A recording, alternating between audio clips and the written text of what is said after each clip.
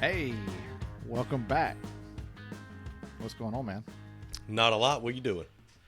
Man, just hanging out. It's Sunday. Yeah, It's Sunday.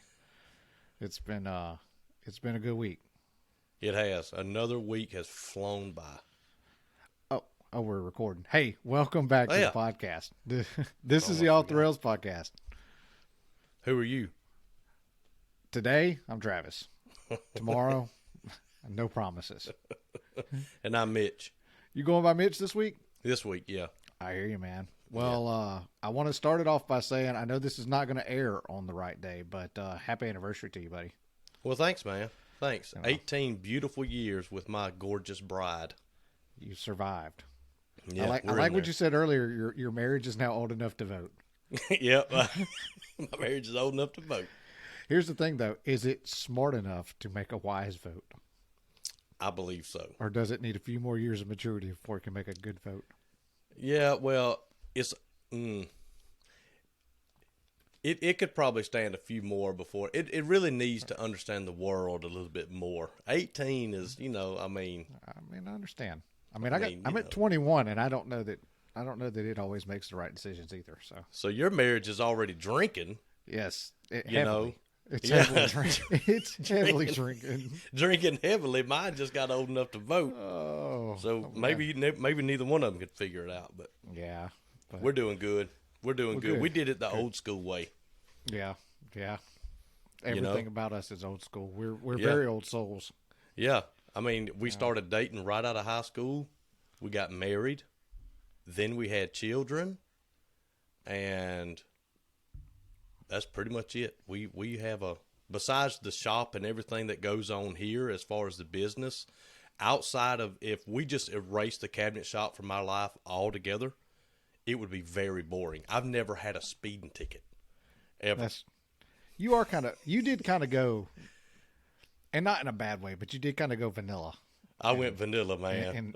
in your later years. I am very vanilla. I mean, now we had enough fun in high school to count for it all. To be honest yeah. with you. Oh, yeah. But Yeah. I mean, and we had good clean fun. I think we talked about that a little bit in episode 1. But we had Yeah. good clean fun in high school. But man, did we have fun?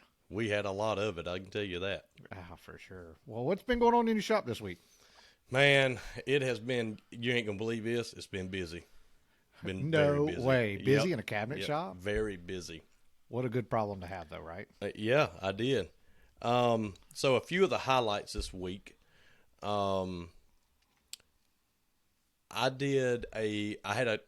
I told you about the guy calling me, right? And got me confused with the other cabinet maker. Remember? I believe Yeah, that was episode 2. We talked about that. Look, we're so many episodes in now. There is no way I'm going to recall what episode it been. is because I can't remember what I had for breakfast this morning. So, Yeah, I had to write down what happened all week. but I do remember having that conversation. Yeah. So anyway, I went and measured the house and talked to the builder, and he was like, super simple dude, painted shaker. I mean, in and out. You got an island, one sink wall, no overheads, couple of vanities. So we're talking 1, 2, 3, 4, maybe 6 cabinets.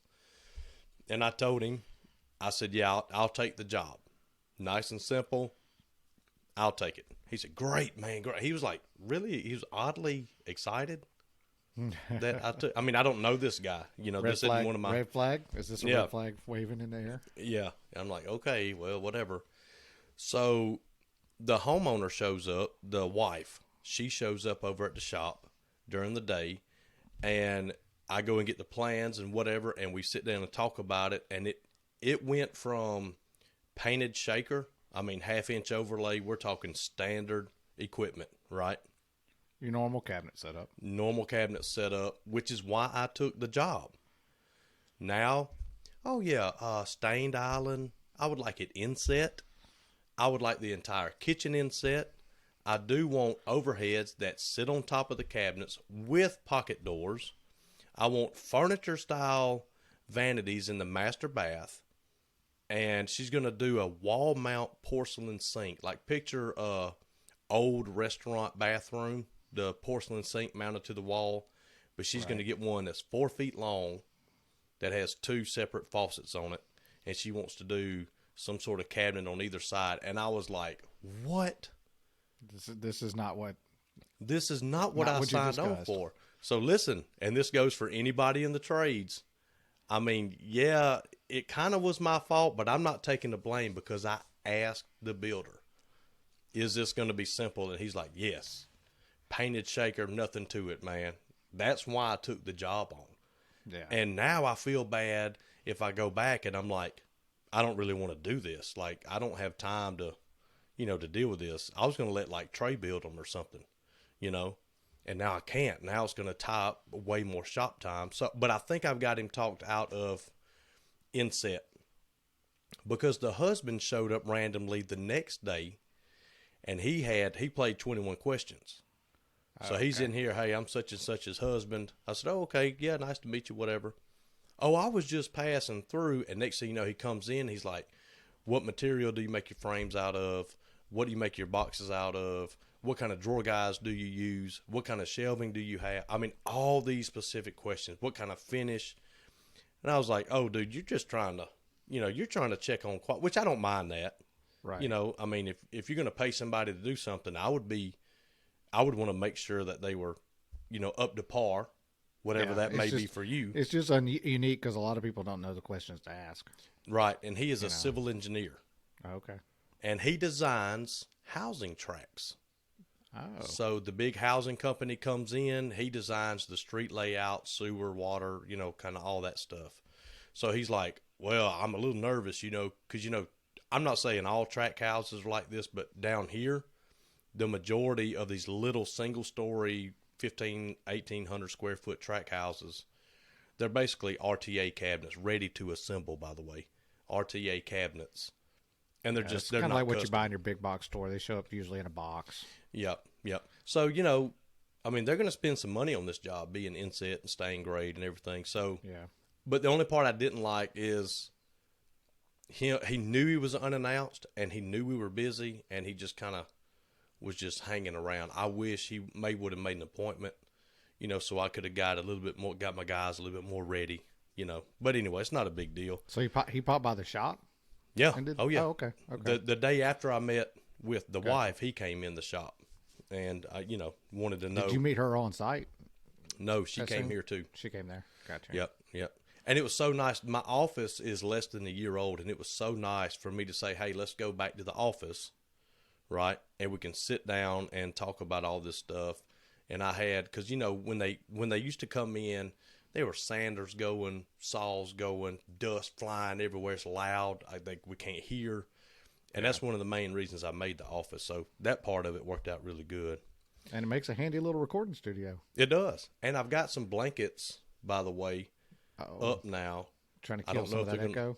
Yeah, I don't know if they're going to make a difference, but I don't know. Drop us some feedback if you can tell a difference between last episode and this episode and Mitch's audio there. Because we're still don't know what we're doing. I'm in a tiny wooden room. Gotcha.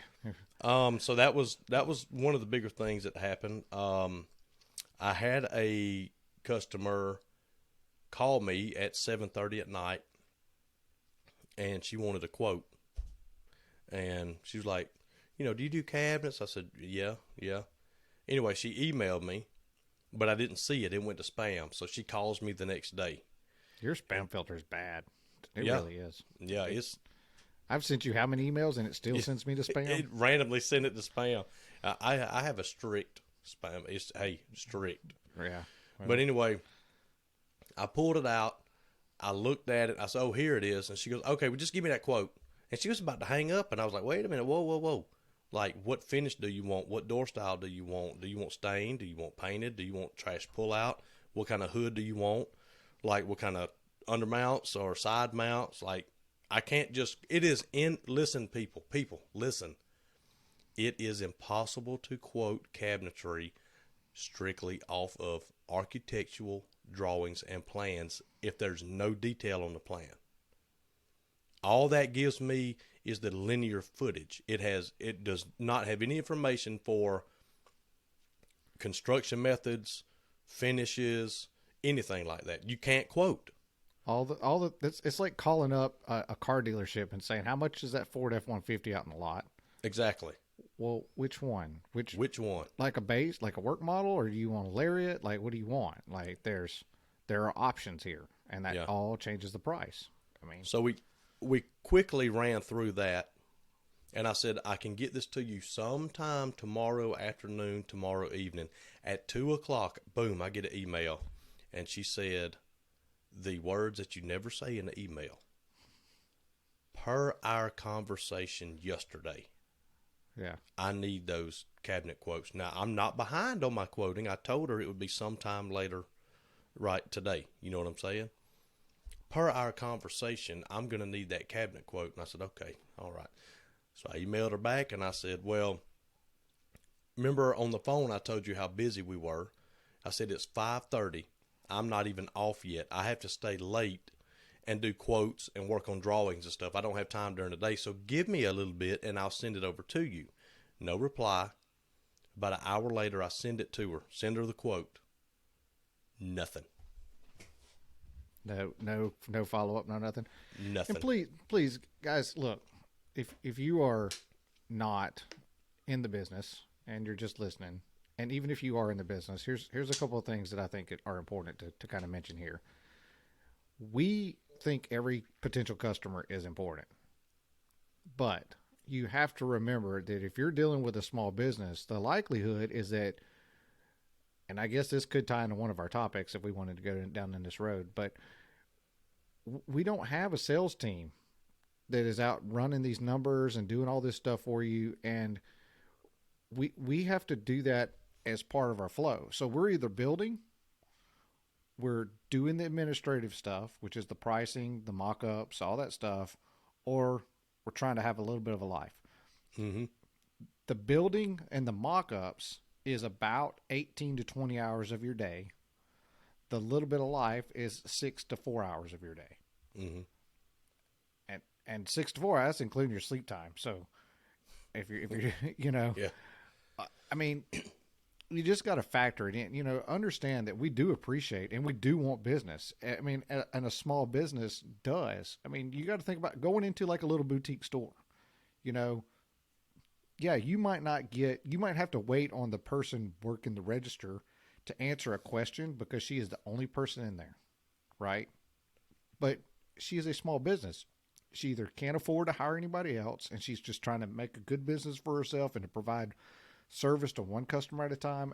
And I guarantee you, if you're patient enough to wait on that lady for the 5 minutes that you need, you're going to get her undivided attention. You're going to get everything you need out of her, but you got to wait your turn. Yep. And it's the same with every small business. I think that is a very frustrating aspect, is that, you know, but it also comes from people in small businesses taking advantage of that. You know, when I go do a measurement, a draw, I say, hey, give me 1 or 2 nights to work this up, and we'll get the drawings back to you, and then we'll start working on pricing from there. I need to get it back in those 1 or 2 nights. Like you're saying, you're on time. You're on time with the time that you told her that you haven't, that time living hasn't even expired. Exactly. But do your due diligence and make your timelines, and that way people will understand what to expect from you. Because that expectation starts from then. When I tell you, give me a couple of nights to get a price back to you, and I nail that deadline, then when I tell you that the build is going to be done in X amount of days, you have more faith and confidence in me that I'm going to make that deadline, and probably the less that customer is going to aggravate you on your second deadline and then on your third deadline. If you make those timelines. Not every customer is that way. That's right. For the most part. For the most part, they'll flow because they've there. probably been done wrong by somebody before. Let's be honest with you. As frustrating it is, somebody has said, I'll get back to you, and they're still waiting to hear back from that person, and that was a month ago. Yep. And you don't want to look, I don't care if you're spending $100. I don't care if you're spending $10,000. I don't want to chase down somebody who wants my money. Like I want to do business with somebody who acts like they want my money. Like it's kind of a relatively simple concept, I think. So just remember that from a customer aspect and from the business aspect. Like you both have obligations to each other. Yeah, hold yourself to the same standard you want me to be. Right. You know, I mean, And the thing is you've got, I understand doing quotes is part of business. It's part of business. I get that. I don't charge anybody to do a simple quote. All right. Now, it's still just, and you slipped it in because this is how we operate. You said, give me 1 or 2 nights to work on it, which means after supper, maybe the wife and the kids are watching Jeopardy and you're back there in the office, you're working out a quote. I mean, you know what I'm saying? Like we have to find time to do this. We have all these timelines we're trying to keep in our, in our schedule. We do a lot of emailing, a lot of quotes, a lot of stuff at nighttime. Yeah. And that's not me complaining at all. I'm just simply saying just because you call me or email me at 2 p.m, that doesn't mean I can shut the shop down and come deal with your email when you're jumping the gun. Yeah, I could be on site. And exactly. And think of it from this aspect. So if I'm at your house doing your install, right? Do you want me constantly answering the phone for another customer? Or do you want my attention focused on your install? Because I don't care how good you are, if your attention is divided, your attention is divided. Then I mean that it's simple. You're just not going to be able to do 100% of what you would be able to do if you're able to focus. Yeah. So I mean, when I'm on site, it's very seldom because one, I don't want to talk to another customer in another customer's home. Mm-hmm. Because your situation, what if I'm doing you a deal? Like, you've got this weird situation and, I'm working through this pricing scenario because I'm trying to really help you out in your specific scenario. That puts me in a very awkward position with the current customer because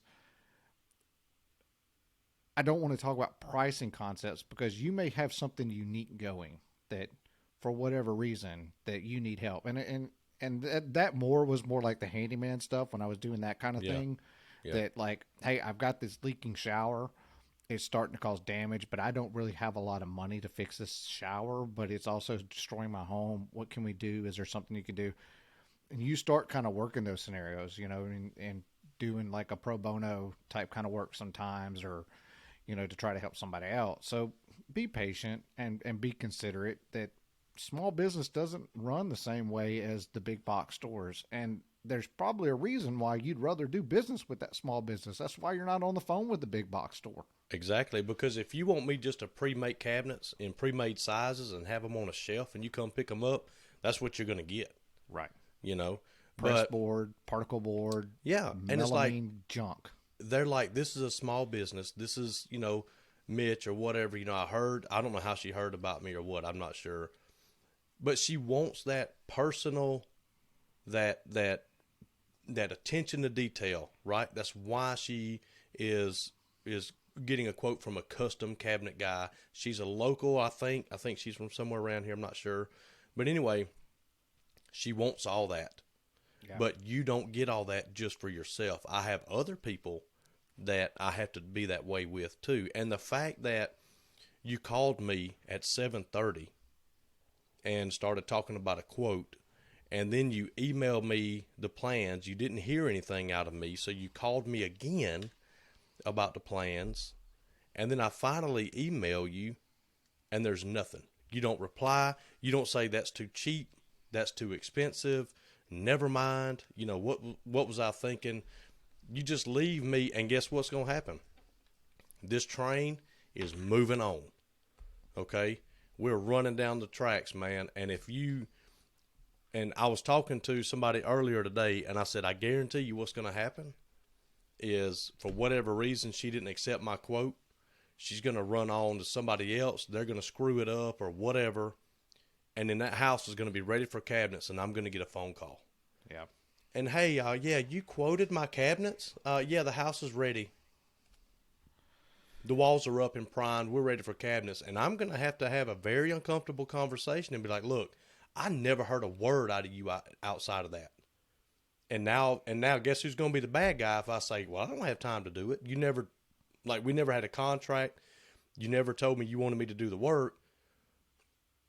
I guarantee you she's going to go, well, don't use Mitch, man. He gave me a quote, and then he wouldn't even do the work. That's what they say on that, Yeah, that's on how that that side of goes. it. Yeah. So, there's nothing you can do. But all you can do is go after it like it's good business. Do the best thing you can.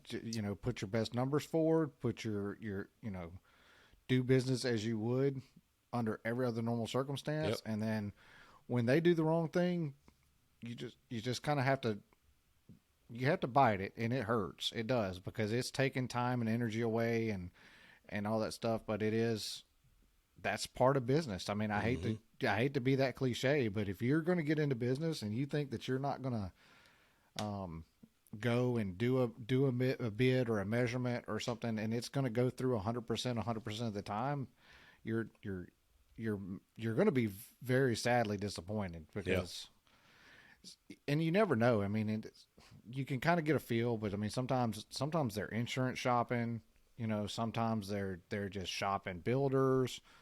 Sometimes they are in a fantasy land and they're not even ready to build yet, and they're wanting to get information.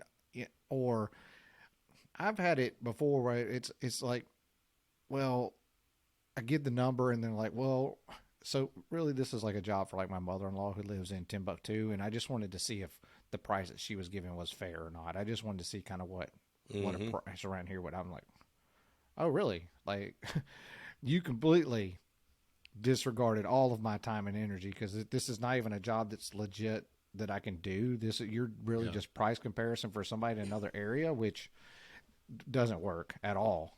I mean, it doesn't. So be aware of that. But yeah, it hurts. It does. Yeah, and it's just, you're sitting there rushing me, won't leave me alone, and then just nothing. But like I said, I've had people that I quoted, and then literally 2 years later, I get a phone call or a text. And here's another thing. If you don't have to delete a text, don't delete it. I try to keep text in my phone, especially dealing with clients. All right. And in this day and age, like, I hate it, because I am not that kind of person, but I will communicate by text more than I will by phone. Absolutely. Because it protects us both. And and sometimes you just tell the customer, and I'll have a conversation with a customer, and I'll text them right after we hang up and say, hey, just wanted to make sure we were both on the same page. And I'll tell them on the phone, hey, I'm going to send you a text because I might forget the details that we talked about. I'm going to put them in writing, and we make sure that, so I have something to refer back to for later, and you just let me know if I'm right or not. Don't just surprise them with this like random text of per our conversation. No. Because then you look like that person. Just be honest. Just be honest. And yes, it's holding both of you to the conversation, but it is a legit way to go back and remember what the conversation was, because guess what? After I get done with you, I'm probably going to go and do 2 or 3 more measurements, before I do your build or while I'm doing your build. I need these things written down because I have the attention span of a gnat as it is. Yeah. This legit happened this last week. I called the builder, said, hey, I need a paint color for, this house. He's like, I didn't send that to you. I said, I don't see it, man. And we do everything by text. So he's like, let me look. So we're both looking in the same text message thread. And I'm like, well, dude, if I ain't got it, I'm pretty sure you ain't got it. Right. And he was like, I don't guess I did send that to you. And I was like, well, just whatever it is, just send it to me. He's like, all right. 5 minutes later, he sends it to me. And I have referenced that 2 or 3 times, because it's written down, and now I write it down on that client's folder. I write it down. I send it to my finish supplier, and I say, hey, I need 3 gallons of this, 2 gallons of that, whatever. But then, later on, if they say, hey, we need paint for the island, I go and I look at their folder, and the paints, write it down, keep your text messages. Man, they have come back a lot. And learn how to search a daggone text message. Yes, you can do that. Come on, especially if you're the business side of it, learn how to search your text messages and go back and find things so that you don't look stupid and ask the customer 2 or 3 things that have already been answered that you've already discussed that are already in the messages. Like be more professional than that. Understand your technology. And if you're not good with technology, then as soon as you get that text message, put it in writing in a little envelope and a folder, like kind of like Mitch is saying. Put it in a folder, stick it in a file drawer, and pull that bad boy out old school if you need to. Yeah. But don't bog a customer down with things that have already been discussed and answered. That it just doesn't look good. It starts to degrade that trust. And you need trust. And in your text message, like if I'm asking a builder, I'm not going to say, "Hey, what color is this job we doing now?" Because when I go back 3 months and I try to find that, just like you said, when I search for it, I'm going to have keywords of color, job, and now. Right. So I would say, what color are the Smith cabinets? Or what color are the Johnson cabinets? Or what color are the whatever cabinets? So in 3 months, I can type in Johnson cabinets or Johnson color or whatever, right, and it'll bring up all this text. So, you learn that over the years. You learn, again, guess what? Efficiency, right? Professionalism. You're learning this stuff, and don't take this as, and I'm not speaking for Travis, but he'd probably agree. Don't take this as we think what we do is perfect. Oh Lord, we're explaining to you how we're learning. That's the point of this podcast is let's all learn. Here's different things we can do to be a better business. Well, I oftentimes try to put myself as the consumer. Mm-hmm. If whoever I'm spending money with did this to me, how would I feel? Like, and whatever it is, it doesn't matter if it's cabinetry, whether it's carpets, I don't care what it is, because I'm a penny pincher. And when I have to think about how I'm going to spend my money and what I would like in return, and the way I'd like to be treated, that guides me a lot. And it guides me a lot through frustration of being the business owner, because you're going to be frustrated by customers. They're your lifeblood. That you need them. Without them, you have nothing. You don't survive. But that doesn't make them right all the time, and they're frustrating sometimes, and they're wonderful sometimes. You have both sides of that coin, but you've got to learn how to process it all and just work through it. But work through it like it's your money. Yep. Don't look at it just. You may be the only person this person ever buys cabinets from. I mean, not everybody builds a house every 5 years. This may be their forever home, and you're their cabinet guy. This is the only time that you're going to interact with them, and that you're going to have to build a relationship and to get a referral. Yep, exactly. And I'm telling you right now, man, when you get your first referral, I remember my very first referral. I hadn't been in business long. I got a phone call, and they're like, "Hey, you did such and such as cabinets." And I'm like, "Okay, all right, I did. Where's this going? Good or bad?" Well, we're building a house. And I remember the feeling of that. You know what I'm saying? Yeah. Like, I remember just it's like my whole body just flushed. And I was at ease, and I was like, "Okay, this is going to be good." And you automatically have a better attitude about, you're not as nervous, right? Because man, the best thing for your business is somebody verbally recommended you to somebody else. It's a great feeling. It is a great feeling. I say all the time, one of the biggest honors that I think of being a business owner for me, I think being a business owner is great. I really do. But being a business owner for a business that allows you in someone's home is, I think that's just next level. Yep. It really is, because you think about how many businesses do you let inside of your domicile? Exactly. There's not and a whole you do lot. That. There's not a lot. Yeah, that's even more on your end, because they're moved in. Oh yeah. They're personal artifacts and papers and mail and stuff. And these people, man, some of these people have like collections in their home. Oh yeah. And they have stuff that's worth a lot of money. And when they look at you and they talk to you on the phone and they make a decision and they say, "We're going to let Travis in our home to do this work," because I guarantee you, dude, if you're sketchy, they're not going to do it. Right. And they're going to give you some kind of excuse, as to why they don't think, they can get it done or whatever. But you take all that as that's a huge compliment to be able to go, because, dude, they don't have anything when I go there. There's nothing for me to steal. You know what I'm saying?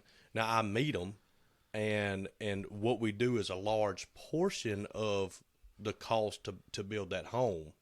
You know, it's one of the bigger ticket items. But again, we're not that personal with them. Some clients, like I talked to maybe once, some of them are just like really open, call all the time. But you have to have a lot better relationship, I feel, with your clients after you have started. Because you're going to be in there, they're cooking dinner. Yeah, you're going to interact with them. It's kind of weird, especially when I was doing, like, when I was more in full remodels, that you would see a customer for 4 or 5 weeks, right? Mm-hmm. You're there with them. You know, you're starting to know their routine. I mean, you're working. You get a text message. Hey, I'm expecting a package deliver. Would you mind setting it to the side for me so it's not in your way? Or I mean, hey, let the dog out. I was just fixing to say, hey, I got tied up. I'm in traffic. Is there any way you would let Phoebe out to go to the bathroom while, you know, because I'm running behind? Oh, yes, ma'am. Absolutely. You know, I mean, and then what's kind of weird is you finish the job, and it's good and bad, but you finish the job, you get your check, and then probably don't hear from them again. Yep. And that's good, because that means you did a good job, and you're not getting any callbacks. Nothing's wrong. You're not having to go fix anything. But then just all of a sudden, you just kind of fell out of this person's life. You're like, wait, I just spent weeks with you. Yeah. You know, and then all of a sudden, I thought we were hear buddies. from them. Yeah, you know, I mean, I thought we were going to, you know, have Friday night cookouts or stuff. But yeah. And then, you know, a couple of weeks later, you know, you'll get a phone call or you'll get a text message from them that says, hey, I'm going to send your name to so-and-so. Be on the lookout for it. And you're like, oh, thank you so much. Yep. So great. Yep. You know, it's awesome. And that, I'm telling you, man, because if you screw up, you know, not really screw up, if you intentionally, you know, screw somebody over and that word gets out about that, dude, that's bad. I've had jobs go wrong. Don't get me wrong. Jobs go wrong. Things happen. Stand behind them. Stand behind them as best as you can. And, you know, I mean, I had a remodel job that had a plumbing leak that it was kicking my butt. And I was like, I finally said, look, if it's not right on this one, if this problem is not fixed and rectified, I will hire a plumber. And we're coming in with a plumber, because clearly I'm jaded by what I think I did right, and I need to bring somebody in to kind of, with unbiased eyes, to look at me. Now, luckily, the last time I got it fixed, everything was good, you know, and made that right. But I mean, yeah, sometimes you got to do those things, and yeah, you lose money doing that. But in the end, you gain it. Oh, yeah. I mean, you want to lose money on that one job, or do you want to lose money on every job that person could refer you to, and they don't? Yep. You know, I love those phone calls, man. That's why we do it. Let's be honest. That's why we do it. You know, hey, yeah, this is Sarah. You did my friend such and such's cabinets, and they are just beautiful. I love them. You know, and it's like, okay, they're gonna. That job is going to go a little bit easier because they trust you a little bit already. Yeah. You know, and it's a great feeling, man. I mean, I had a lady come in and she said, hey, I want to stop by. We're doing her house now. And she goes, I want to stop by and look at hardware and find out, you know, different colors and whatever. And so she comes in. And we talk about, you know, because she's got different granite on different vanities, and kitchen is all different. Paint, faucets are different, you know, fixtures are different. And we go through all these color changes and design changes, and not changes, but we're picking out different designs for different rooms. And she was here an hour and a half. Yeah. Because we would, you know, we would just kind of talk about stuff, you know. Like we would go down rabbit holes and stuff, and then be like, okay, what's next? The bathroom? Oh yeah, we got to do the bathroom now. And she got done, and she looked and she goes, "This was way easier than I thought. I was really stressing about coming over here and trying to pick all this stuff out." And I was like, "Yeah, we just try to, you know, we try to keep, because building a house is stressful." Oh yeah. You know. Oh yeah. And now you're stressing the whole way over here about what. And you know what I told her that kind of made everything. I could see her shift. Her demeanor shifted. I said, look, if you want to go with black hardware and the master and you hate it, we can change it. Yeah. Like, you call me, and I'll change it to satin nickel. I'll change it to gold. I'll change it to oil rub bronze. Whatever. It doesn't have to be permanent. Now, the holes are permanent. You have to go with the same, Right. the hole length. Yeah. But you can change the color. And she was like, yeah, I guess I could if I just hated it. I said, absolutely. I said, free of charge, man. I'll run down it. Dude, you're talking on the master vanity. There's 4 doors. There's 2 sinks, 4 doors. Everything else is drawers. And she lives 15 minutes away. Right. I said, I'll jet down there on Saturday afternoon and swap your hardware out. I said, don't worry about that, And she was like, she said, I was really nervous with the home build about the cabinets and countertops. I was really nervous about it. But she goes, really, that's been really one of the less, stressful items. Yeah. And now she did stress about the countertops because she had this tiny sample. And then she said, I want to see the whole slab. And she got there and she hated the slab. I've had that happen. Yep. So she changed all that up. And so anyway. Yeah. We're still talking about my week. It's all right. It's all right, man. I told you, there's no rules for this thing. But this if you think we're breaking the rules, just remember we also wrote them. So that's right. That's we right. Didn't. But this is what happened. I mean, this is what the podcast is here. Right. We're catching up. I had, and this is funny. I told you about this, and I promised that we wouldn't talk about stuff that happened during the week. But I already told you about this one, so I'll make this one quick. All right. The Finnish guy has earned the nickname, and this what I'm about to say starts with a G. Okay, his name is Glass Man. All right, because man, he makes some doors look like glass. I mean, they are slick. I saw your TikTok, boy. Oh yeah, trying to go TikTok famous on us there.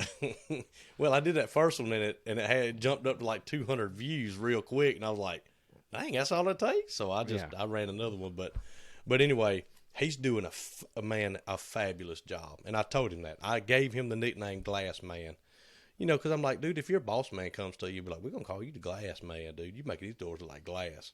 You could tell it. He was just smiling, and all that. Anyway, this is the same guy we talked about in episode 1, I think. So it sounds like the guy. So from we're a Seattle. few weeks in. He's starting to take off on you. So he's doing good. It's good. He is doing absolutely. Now I'm about to lose him because for a little while, nobody panic. But for a little while, his wife is due any day to have their first child. Oh boy, he is. Well, when he comes back, he's going to be sleep deprived and worthless. Yeah. Well, little does he know we do not have a what do you call that? A paternity leave. I don't offer that in my shop. I haven't told him that yet, but he's going to call, be like, but you'll have a job for him when he decides to come back. Yeah, I'm going to be like, wow, you had a baby. Congratulations. Be here at 7 a.m. Yeah. See what he does. You didn't do anything. You just held her hand and she did all the work. She gets That's right. off. Yeah. We'll see you in the morning. Nope. Nah. He might think I was serious. I better not do that too. No. But anyway, Mitch would do that. He'd let him stay home and take care of Mama. Oh, as long as he needs. He can take 3 weeks, I mean, I ain't paying him. But anyway, we had a chimney come in. It's a shiplap chimney, so it's got the little space in between each board going up or whatever. And they ship the hood and the chimney together. This is a great big old hood, goes over the stove or whatever. So this is over your stove, your exhaust fan. Yep. The surround, the faux surround for that system that that houses the motor and then the ductwork that goes out of your house. So, yeah, beautiful maple shiplap, man. It was pretty. Gorgeous. And anyway, so we get it and we take it to the paint shop, or him and Trey, I think, get it and take it to the paint shop. And I said, we got to stain the front and the sides and the bottom. I have showed up to a customer's house with a hood and hung it and realized I forgot to paint the bottom because I set it on the table, like an idiot. But anyway, which is the main part you see because it's main part to see right there under above your head as you're cooking. And they're like, "What are you doing spraying?" I was like, "Oh, I just had to touch up a little piece up under here, whatever." But anyway, so the chimney is fastened inside the guts of the hood, and there's hardly no room. You have to unscrew it and take the chimney section off and stain it separately. Well, he didn't do that. He somehow, and we're talking 4 inches of space around, and it's hard to explain, but there's 4 inches of space around the chimney that's tucked inside the hood. Okay. I have no idea how he got that chimney stained with no room. I'll try to figure out how to post a picture of that, the one you sent me. I'll try to figure out how to post a picture of that on YouTube. Yeah. So I walked back there because, like I said, Sensei decided to put the restroom in the far back corner. So I was back there, and I walked by and I saw it out of the corner of my eye, and I didn't think anything of it. And so I'm in there, and while I'm in the restroom, my brain goes, wait a minute. Did we just see what we think we saw? Why did he put that back inside of there after he stained it? Yeah, that's weird. So I walked out and I looked at it and I said, oh no. But and the whole point of this is you're supposed to take it out to stain it so you can actually get to it. So I walked by and I said, hey man, did you stain that chimney while it was inside the hood? And he's like, yeah, man. Yeah, it's really hard to get in there. My hand was cramping. He was like holding his hand like this, all bent up. My hand was cramping. I don't know. I don't know if I got in the grooves all the way. And I had to ask him. I said, why do you think that piece is inside of the hood? And he's like, well, I think that's what holds the fan, and maybe they're going to do like some LED lights around it or something. Like he thought, and he's never done this. Right. Keep in mind, he doesn't know any better, man. We took it out of the box, and I told him to stain it. His ignorance is expected. That's right. So anyway, so I went and got the impact, and I took the chimney out, and I took it out, and he goes, "Oh my gosh!" He said that would have been a lot easier to stain. In his little Yankee accent. Yeah, in his Yankee accent. Oh my gosh! Oh my gosh! I can't believe I did that. We laughed. I laughed about that, man. That was funny because it shows you. Now, the stain, for whatever reason, looked really good on it. I don't know how he did it. Right. But just imagine how good it'll look when he takes it apart next time. Exactly. So, and those little wins, those little funny moments, though, boy, how far can those carry you in a week? Like, oh man, we live for stuff like that. I here, mean, that's I think that's the beauty of this type of work, that it's so simple that it really doesn't take a whole lot to like really make your week. Because you're doing. Hopefully you're doing what you love. Like you're coming to work, and it's work. That line of do what you enjoy and you never go to work a day in your life, that's crap. I don't know who said that, but that's crap. It's still work. Like, I'm not going to lie.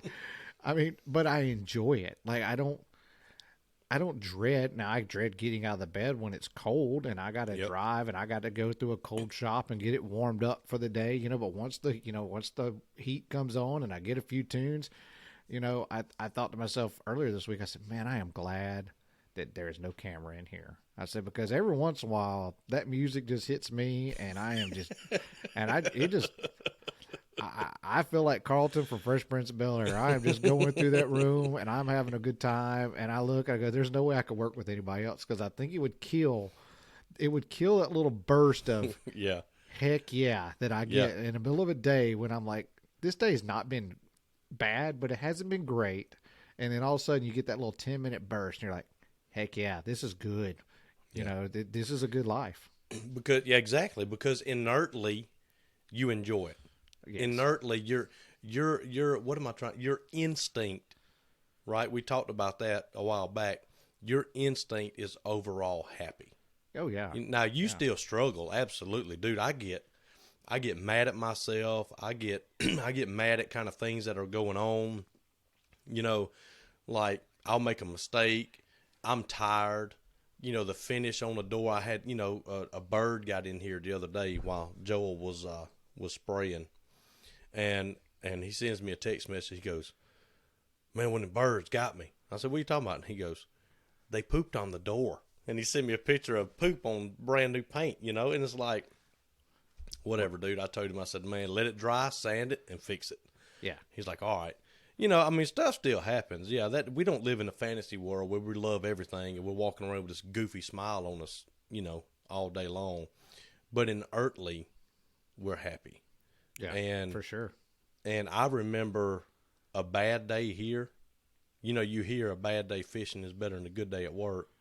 Dude, a bad day here is way better than my best day at my old job. By any day of the week. Pick any of my last 30 jobs that I've had, and because I went through jobs like underwear there for a little bit. Yeah, I don't know that. I'll be honest. I still don't know that this job beats law enforcement. Law enforcement, right? Back in the day. Now, law enforcement today is a whole nother ball of wax, and I'm not going to go down that road. But I can honestly say that when I was in law enforcement, that was the best job of my life, and I loved every moment of it. But this runs a really close second, and I think when I really think about it, what tops it off is that I'm in control. Right.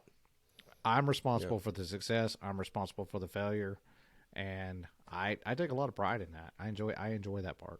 Yeah, it's stressful, but it's also fulfilling, and that's what Charlie. I remember Sensei, him telling me he was no bones about it. He said, "Dude, it's hard. This is work." Yeah. It's hard work. It's absolutely stressful. He said, but this is one of the most gratifying jobs you can have is being a cabinet man. He said, in my opinion. And he was in the Air Force. He was a load master. Okay. For the Air Force. So I think he was in charge of strapping things down to the aircraft and loading it and all that kind of, I'm not really sure. But anyway. Yeah, he's probably responsible for the weights, the shifting. Yeah, exactly. The order distribution. In which things were packed, yeah. Yep. And, I'm like, man, what could be cooler than that? But it depends. Yeah, loading stuff on an airplane might be cool, but what is your surrounding like? What is the atmosphere like? Well, it could change. It's good with this commander. That commander leaves, you get somebody else new in charge. Now it sucks. Yeah. Right. And that's the same with every corporate business. This was a really good job. Now that manager, took off and, made better for himself, and now this new manager's terrible. Yeah. My sister-in-law, you know her. She's been at her same at the same place since we graduated. Yeah. She graduated high school and went straight into that program, and yep. And it got sold to somebody else, and she was like, I'm out. I'm out. I'm not doing this. Changed fields altogether. Not like completely. That guy messed it up so bad. She said, "I don't even want to do this. I don't even want to be in this field anymore." That's when you screw it up. So when somebody not leaves you for another similar business, but they're like, "Peace out. I'm changing career fields altogether. You've jacked this thing up bad." Yeah, and it's sad to see that, because, and I don't know the story there or whatever, but. Typically what happens is they catch somebody about to retire, they make them an offer on this business, they buy the business, and they try to make it into a Ponzi scheme, into a money scheme, and things go haywire, and the small town feel or the small business feel is now overrun with boilerplate, contracts and Swiss sheets and SOP sheets, and we're from now on, we're going to do it. And you run people off like that, and so, but anyway, I hope she's going to like it a lot better, but you don't have to love every single second of every day, but I think if the atmosphere is good, then. Is that a train coming off the rails? It is. Yeah. Yeah. I don't know if you can hear that on the podcast or not, but Mitch's shop is, right on top of a set of train tracks, and it is. I think I just heard the train toot in the background. It sure did. Or that was Mitch tooting, and he's got a weird toot. That is I'm looking at it on the security camera. That is a southbound grain train. So, ladies and gentlemen, if you guys are waiting on corn, here it comes. And you're in the south. If you're in the north, you're screwed. It's going the wrong direction. Yep. Sorry, you got to be south of me. But anyway, yeah. And I had the last thing was we really needed to work on Saturday, and there wasn't any finished work to do, but there was some cut day is what we call it. When you process everything. And so I told Trey, I was like, hey man, it was Friday afternoon. I was like, what are you doing tomorrow? And he kind of cut his eyes over at me, He's like, I don't know. I got a couple things I might be into. I'm not sure. I said, well, look, man, if you're just sitting around the house, you're bored, looking for something to do, I said, I'll be here. I'll be here working, And he's like, what time? And I said, I'll probably be here at 7. And he's like, all right, bud, I'll see you in the morning. Came in and worked all day on Saturday. We went to We went to the good place to eat for lunch. 7. So, man, that's so early. God. Early? What are you talking about, man? How y'all people do this. I hate mornings. I do not want to be at the shop at 7. The last guy that was here, we started at 6, and he was 30 minutes early every day. Really? I kept trying to beat him, and I'd get here at 5:50. Because remember, I lived next door. Right. So I'd walk out here at 5:50, and he's here. Yeah. 5:45, 5:40, 5:30. I was 5:30. I said, "What time do you get here?" He's like 5:30. My partner loves an early morning. He likes to load the trailer at 6:30, and every time it's every night before it's the same message. I go 6:30 question mark. He goes, "Yeah, you good?" And I always want to say, "No, I'm not good." But you're the one running the trailer, so I guess I need to meet you when you want to meet. I guess I gotta be there. But I do always enjoy at the end of the day. I enjoy how I feel. I enjoy that I got up. I got a whole bunch done before like the normal time that I'm finished, and then I still got a couple more hours to do because I'm not going to go home early because we run a small business, so there's no such thing as really going home early unless you've got a very intentional reason to go home early. So I always feel great on those days, but if I had $1 for every time I laid down and said, you know what, I'm going to go into the shop early and get a bunch of things done, I could probably retire because I don't do it. I hated it, man. I was like, because so the guy before him, we'll call him guy number 1. He was my nephew, and I was like, let's start at 8. He's like, all right, cool. So we did that. Then guy number 2 came on board.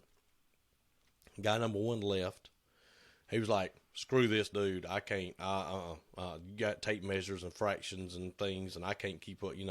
Which is fine. We talked about it, and he was like, hey, I need to find something else to do. Not his thing. So, not my thing, dude. I get it. I need this to be your thing if you're going to work here. You know what I'm saying? Exactly. Like, don't struggle bus for 4 years. This is a small business. There's nowhere for you to hide and loaf around. I'm going to notice. I'm going to notice when you're not carrying your weight. Yeah. So that was, and plus he was family. So, all that went fine.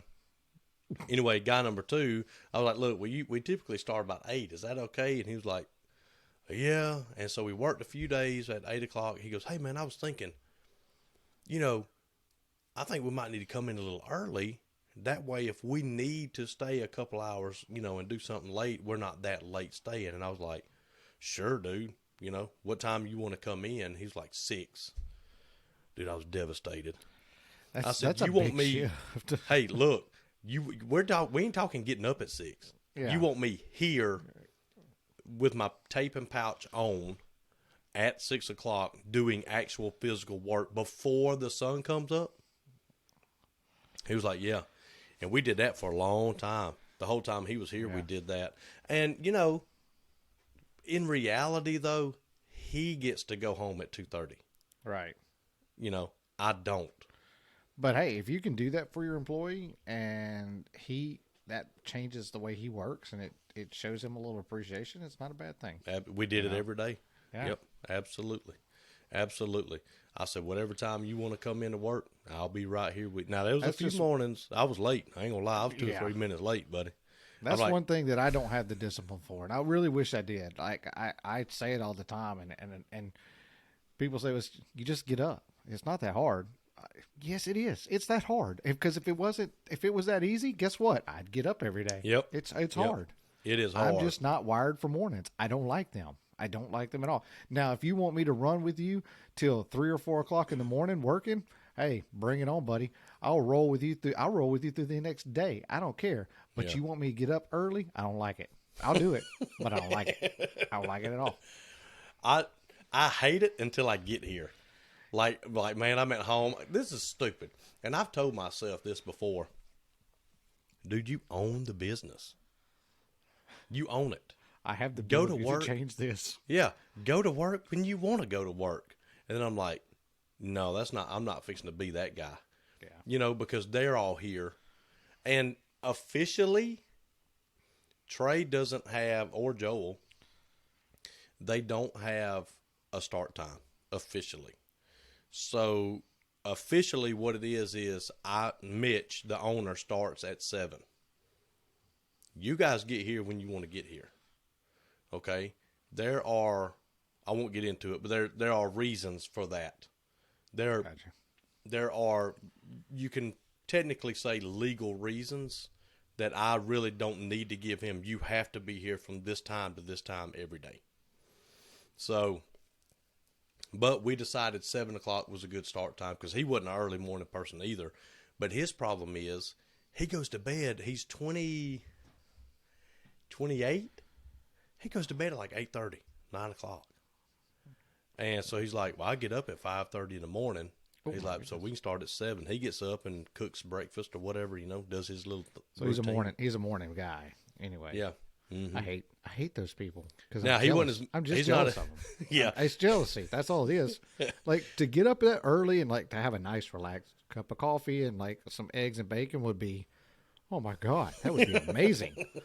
But I'm not But doing you got to get up. You got to get out of the bed. Yeah, I'm not doing it.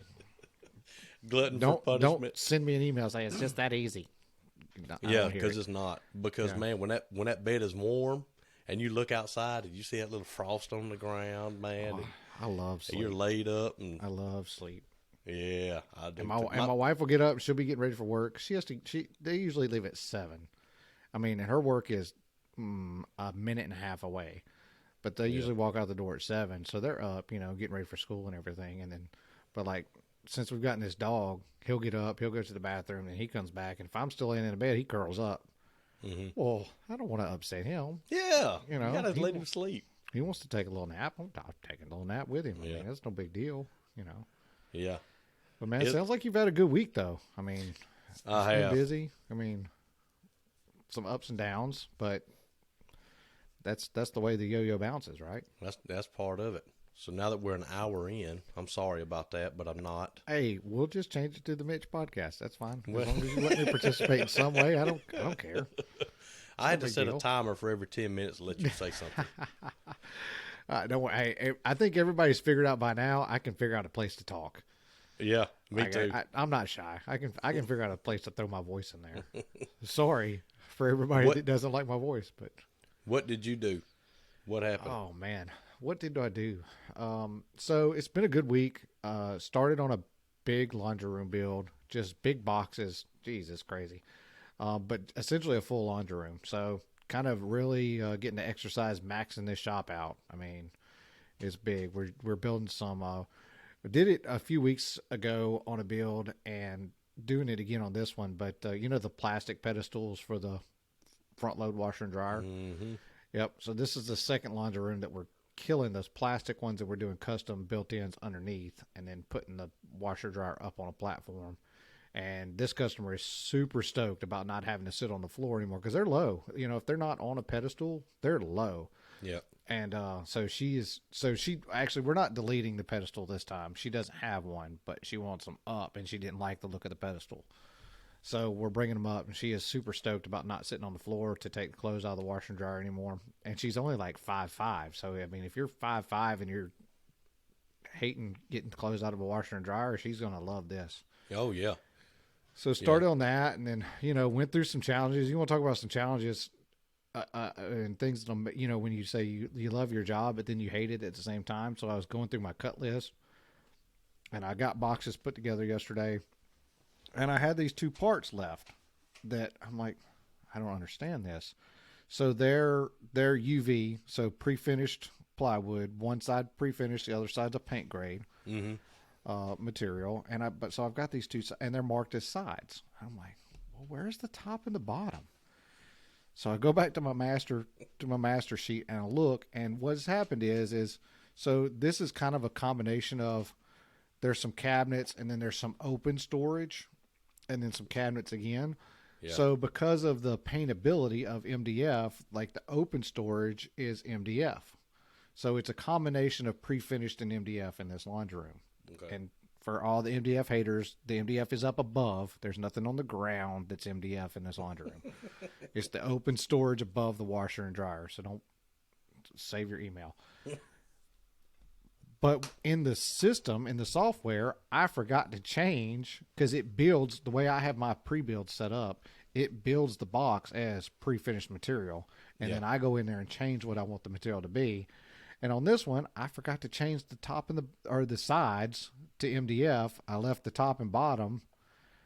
Anyway, so I was like, well, let me ask you: Is this when you were dancing through the shop? It could have been. So that might have been what happened. Could have been the dancing that threw it all off.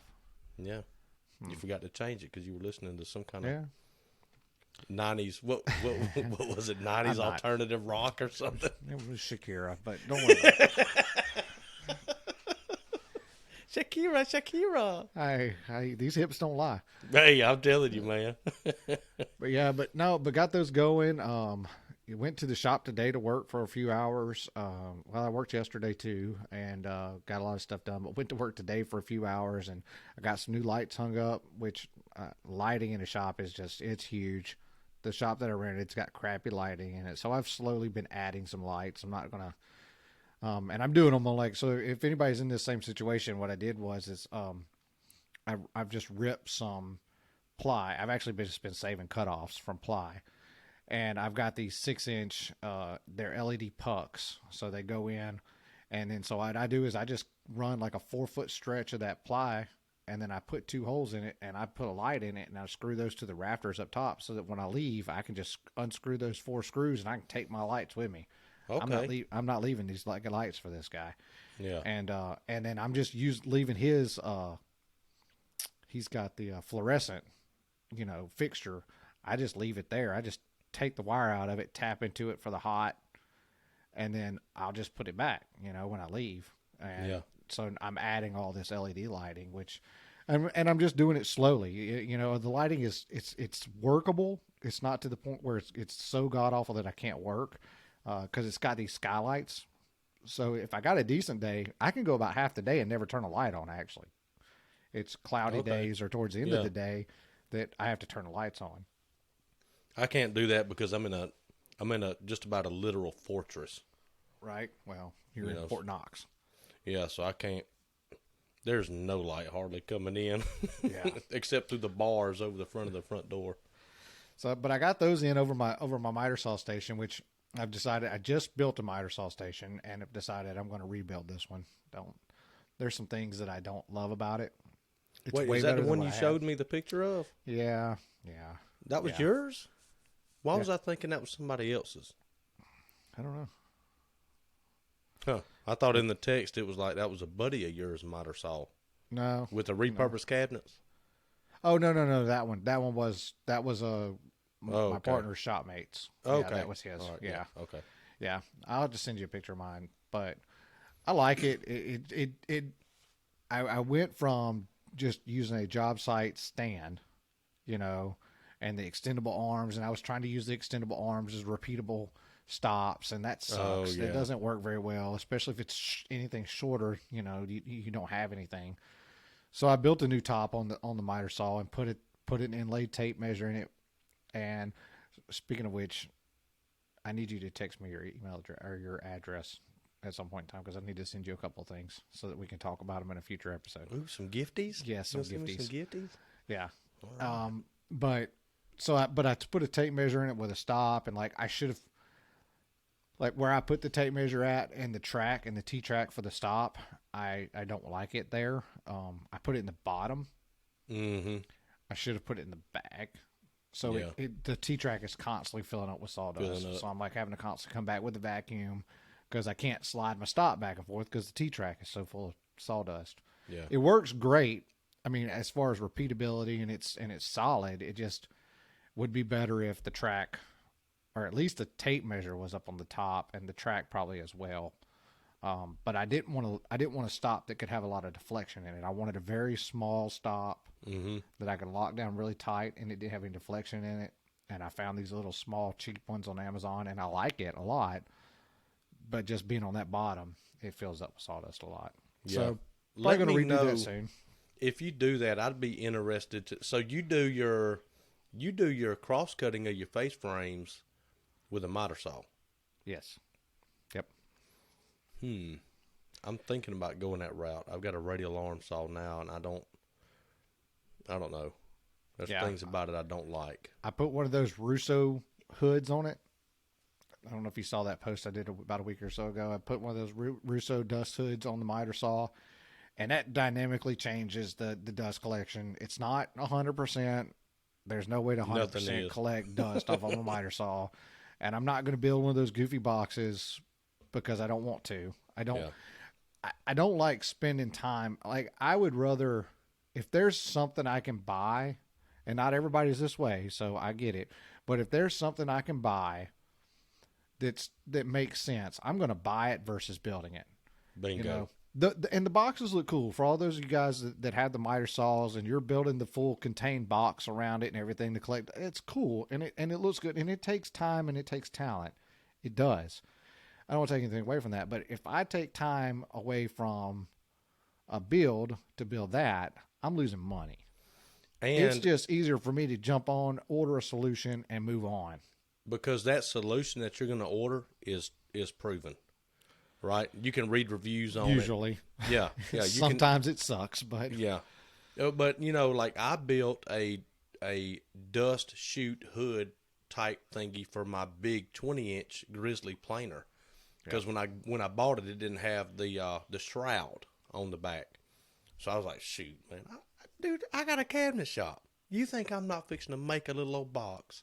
And what I do, I made a box that went on the back, and I put, like an idiot, I put the dust collector pipes on the top of the box.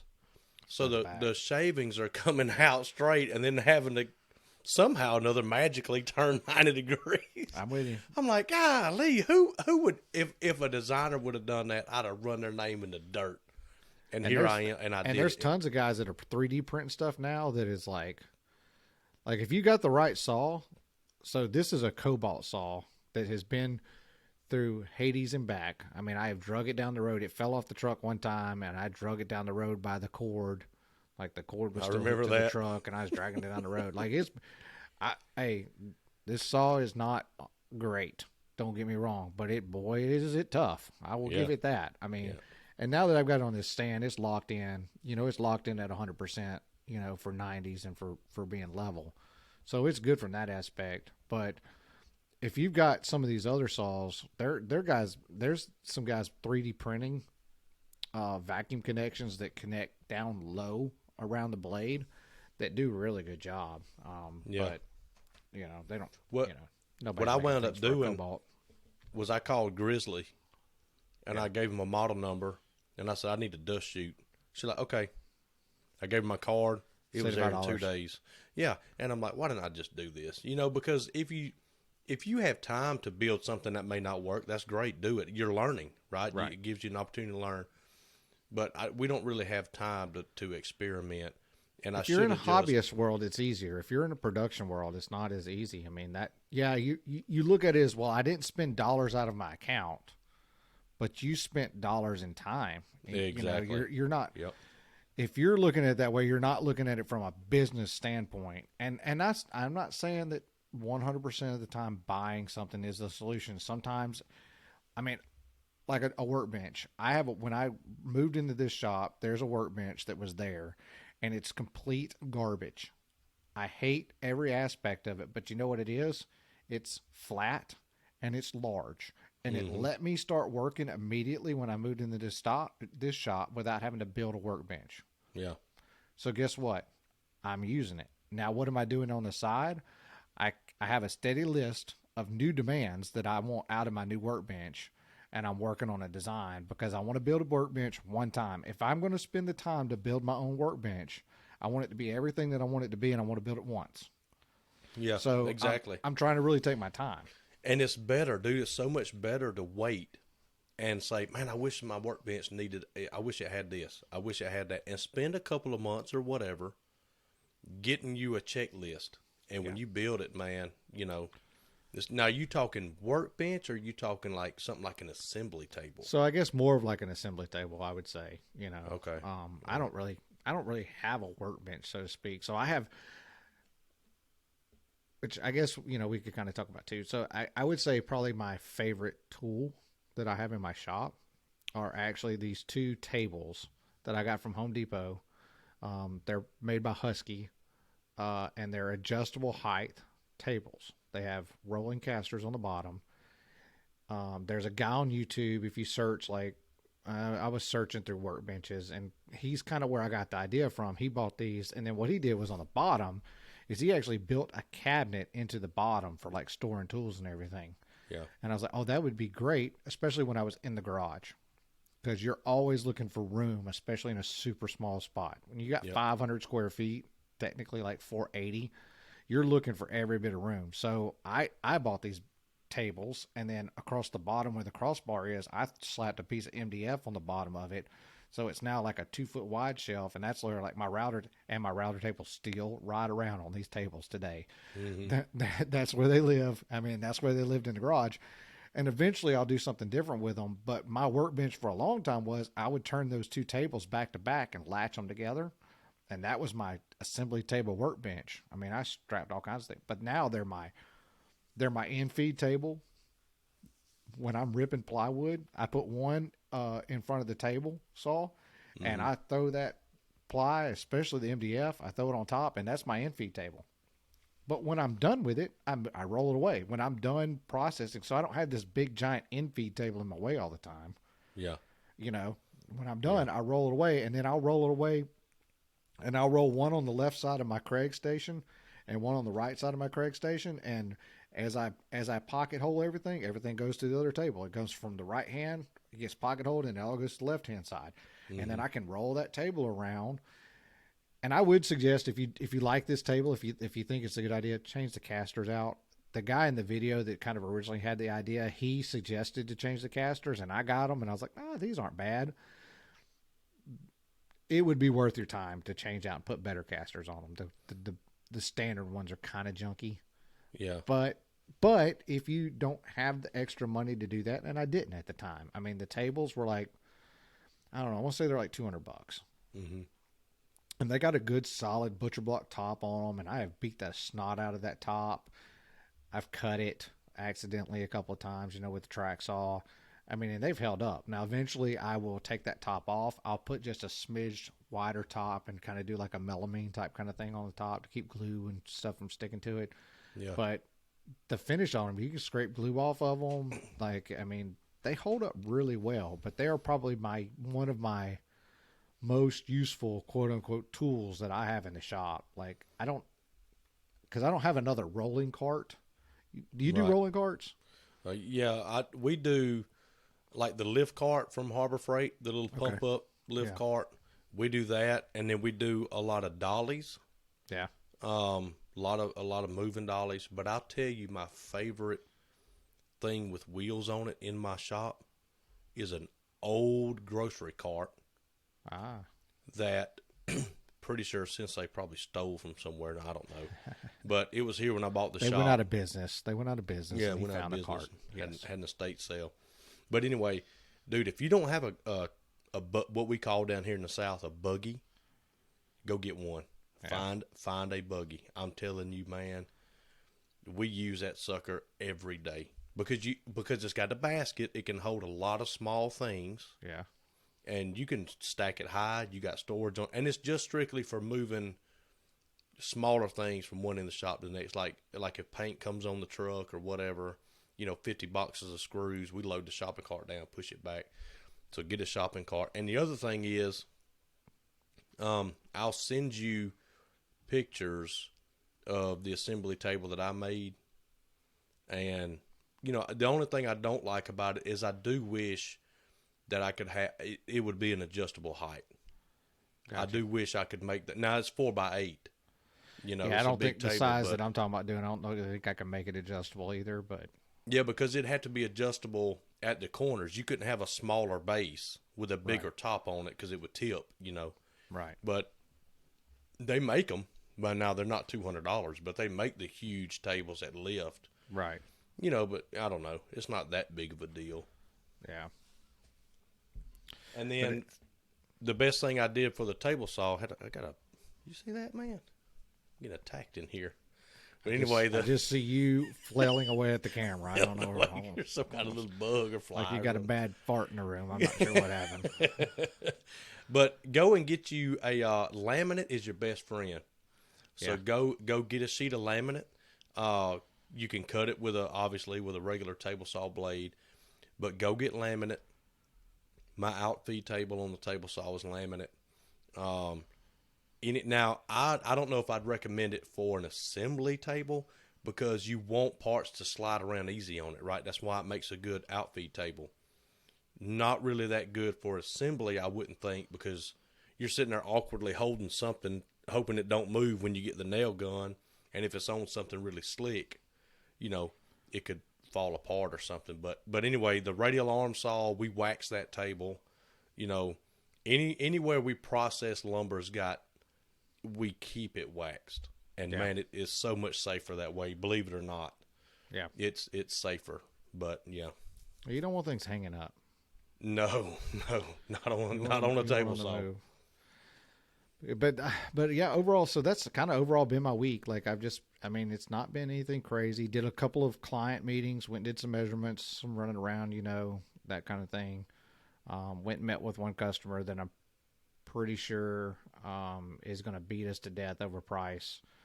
So I just kind of forwarded kind of a basic of what he wants for a pricing estimate versus sitting down and doing a whole bunch of renderings and a whole bunch of computer time. Mm-hmm. I was like, shoot him a general idea of where we're at on this price and see what he feels like before we you can just kind of get that vibe, Oh, yeah. You can kind of, and if you're a homeowner and you're looking for things like that, one of those things that gives us that vibe is when you just start adding stuff while we're there. Yeah. When you're like, oh, and by the way, I wanted to see what you thought about this room. Oh, and one more place, one more thing. Let me show you this. Yeah. You're just kind of thinking of things and seeing what you can throw at the wall to see what's going to stick. Yeah. And I believe why that is when they started, they probably sat down at the supper table and said, we can probably only afford the cabinet and laundry room. But then when you're there, they're like, oh, yeah, and add this, and let's see about this, and let's see about this. Well, they get That's excited. The giveaway. They get excited about the change and the new. And I get that. But one thing, just like I went to another customer's or potential customer, and I was there to measure some stuff downstairs. And in the initial meeting, the notes of the consult, and we keep I think we talked about this, but we keep an iCloud note of every customer file that we can transfer back and forth between the two of us. And in the note was measure space upstairs for a future project, but go ahead and get the measurements while we're there. So while we were there, we took the measurements and kind of got a rough idea of what she was wanting to talk about. And we're both on the understanding that this is not a project that we're trying to get done right now. Like, that you want a project done and you want some information on to do it later, and that's fine. Just tell us. You're going to get a lot better reaction and a lot better response and communication out of the person that you're trying to work with when you are dividing those projects up, and they realize that you're going to divide them up versus you just throwing everything at the wall to see what sticks. Because we can feel it. We can pick up on that. And if you're a homeowner or a client or whatever, and you want several stages done, when somebody comes to your home to start measuring and do a quote, that is when you tell them, hey, by the way, I'm probably going to want this broken up, instead of do the whole quote and then like, well, take this off and see what it is. Well, what was just this? That is way too much time. Well, and understand that your pricing changes based on trips. Yep. It's not as simple as, oh, well, this is the price for this. This is the price for this. Oh, now we're doing it in two prices. So we just minus those from each other, and that's what we got. No, there's additional time and materials that you're going to get charged for those trips. Now, instead of coming to your house to do two projects, it's kind of like the 10-hour work week, right? Or a 10-hour work day. When you got an employer who says, hey, we're going to go to 4 10s versus working 5 8s. And you think about it, you're like, well, I got to work longer in a day, but I'm only going to make that drive 4 days versus 5. Okay, so I'm saving fuel. I'm saving entire days of fuel by doing you know what I'm saying? So you start and then you all of a sudden you're like, well, the 10s aren't working. We're going to have to go back to 5/8. And you're like, wait a second now. You're messing with my budget. Yeah, because you actually you keep more money working 4 10s. Right. So when we have to divide your project up, and we're doing more trips back and forth and everything, then just know that it's not simple math. Well, where we live, it's the same thing. We make a list. Hey, I'm going to get groceries. Okay, well, and immediately I text Trey. If I know I'm going to the next city, immediately I text him, do we need anything for the shop? Yeah. So now I got both of us thinking about it, and he's like, man, we probably need masking paper or whatever. Because, buddy, I'm right there. I'm in town. And if it makes sense to do your mail run, your grocery run, pay your power bill, stop and pick something up from the pharmacy or whatever in one trip, then don't get mad at us when you want us to make special trips and we put a trip charge on it. Right. Because you don't live your life like that. Yeah, it costs you money to go to Lowe's, just like it costs us money to go to Lowe's. Exactly. Yep. Now, and we build that in. We build that in our original bid. We build. We factor in the cost of getting materials for your job. That's part of doing business. But then when you start doing changes, in a job, you're going to get hit with those. You're going to get hit with change fees. I mean, and it takes me so many minutes to design 1 foot of cabinets because I quote by the foot, right? And so we put that in the price, and that's it. That's for me going through there and me quoting it and designing it and all that. And when you start changing your mind, now if you say, hey, can we get rid of that drawer stack, something simple like that, we understand there can be a change or two in there. But when you completely, perfect example, customer wants overheads going to 10 feet, right? And so you quote it up like that, and then you draw that job, and then they say, never mind, we want it to go to 8 feet. You realize that a sheet of plywood is 4x8. So when you go from 8 feet to 10 feet, you're having to now split backs because you're over 4 feet tall. Yeah, so everything changes. Everything changes, man. Your efficiency goes out the window. You're having to rebuild these cabinets. You can't just stretch them up to 10 feet. It doesn't work that way. Go get the board stretcher. We got to go 10 foot. Yeah, I mean, I'm dealing with a piece of plywood that is, so if you have, a cabinet that's over 48 inches wide, then the back of it has to be, the grain has to run vertical because now they're 6 feet tall instead of 4 feet tall. So now if this overhead is over 4 feet, I'm having to put 2 backs on it. It changes everything. So what I've done is if I pick up that they're on the border of going 10 feet to 8 feet, I won't draw the overheads until they make their mind up, on what they want to do. But, that stuff, it takes time. It takes time that is not in the original bid. Yeah, it does. The more you change your mind. For sure. Well, let's so I want to venture to something, and since we just kind of talked about it, I want to kind of try to pivot this way. I'm not a good direct changer of directions, but we were talking about, iCloud notes, and that I use that. And so Mitch and I use that. Also, we have a file going that we share for just topics for the podcast. And so the idea behind this is just to put something on there because we try really hard not to talk during the week. Because if we talk during the week, we're just going to tell a story. Yeah, and, we're going to vent. Yeah, and then you're not going to get an authentic listening of the story being told for the first time. You're not going to get an authentic reaction from the other person. So we try really hard to not communicate, at least verbally. We'll send a few texts back and forth, but to try not to really verbally communicate during the week because we want that authentic encountering of catching up from the week.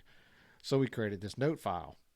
Well, I will put things in the note file that I try to be kind of ambiguous with so that hopefully Mitch can't figure out what I'm trying to put there. And so it'll kind of be a shock and awe and a little bit of a surprise. But the problem is that I was looking at the notes today as we sat down to start, and he's like, well, what do you want to talk about? And I said, well, I got a couple of ideas. You got a couple of ideas? He's like, yeah. I said, okay, well, we'll roll with it. Well, my first idea is one that I wrote, and the problem is I have no idea what it is.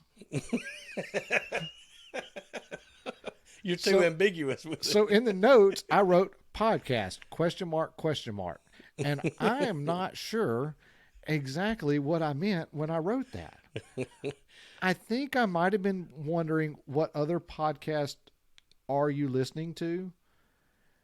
And then I thought about, I have no idea what I could have meant by that, because we're in the beginning stages of, I mean, at this point in time that we've recorded this, we still haven't posted a live we haven't live. None of them are going to be live, but we haven't posted anything to a platform yet for an actual listener to hear. So there's lots of podcast conversation that we have, and a lot of it's just generated around trying to get this thing off the ground officially. Yeah. So I'm gonna put a dot. I'm gonna check that category off as done, because I have no idea what I meant by that. You got a couple of them on there that I was reading earlier today, and I was like, now what is this? Yeah. What in the world does that mean? Yeah. So another one. So, and like I said, I'm going to keep trying to be vague, but I'm going to try to be a little bit more detailed so that I can possibly remember what the heck it was about. Because if it's like a note on Monday and it's got to wait till the next Sunday to talk about it, because we try to record on Sunday. I don't know that I can remember because I can't. But the other one I did want to talk about, which just cracks me up, is I wrote sawdust cologne. And I have no idea what you're talking about. But I think you were interested by that one, right? Like I picked it. You picked it, right? So sawdust cologne is this phenomenon that I get when I go someplace, especially someplace that I am with people who know what I do for a living. And it happened to me again yesterday. My wife works at a public school, and I'm working on a little project for them. So I went by the school, and I took a sample piece by there to show the principal what it was going to look like. They want these marquee letters for like prom and homecoming and things like that. Mm-hmm. I think I talked about them last episode. I picked them up from the CNC shop. And I went into the school, and I was talking to one of her coworkers, and she goes, "You just smell so great." And I was like, "Really?" She goes, "I love the smell of fresh cut wood." And I said, "Well, it must be in my pores because I haven't been to the shop today, and I haven't cut a single piece of wood. So I must just be oozing sawdust." Yeah. And that just must be my natural cologne, because it happened to me. Actually, same place, but as we sat down with the principals for a meeting about some trophy cases that they may want to build, we sat down, and the principal looks at me. She goes, "You smell like fresh cut wood." And I was like, "Well, I just left the house. I have not been to the shop or cut anything today, so I don't know. I don't know what it is. Like, have you ever gotten this comment before though? Like, have you heard of this? Yeah, I have. To you? I have. Yeah. Now, it can go either way, because sometimes I smell like paint, and I walked in and somebody said, "What is that? You smell kind of like you have a strong smell." And I was like, "What are you talking about?" And I had left the paint shop, and obviously there's probably some odor from because lacquer. Hey, buddy, it's strong. It's in you. And it's distinct. It is. And for whatever reason, the stuff we're using now, man, when it's flashing off and it's drying, oh, it stinks. Really? Like it's not chemical stink.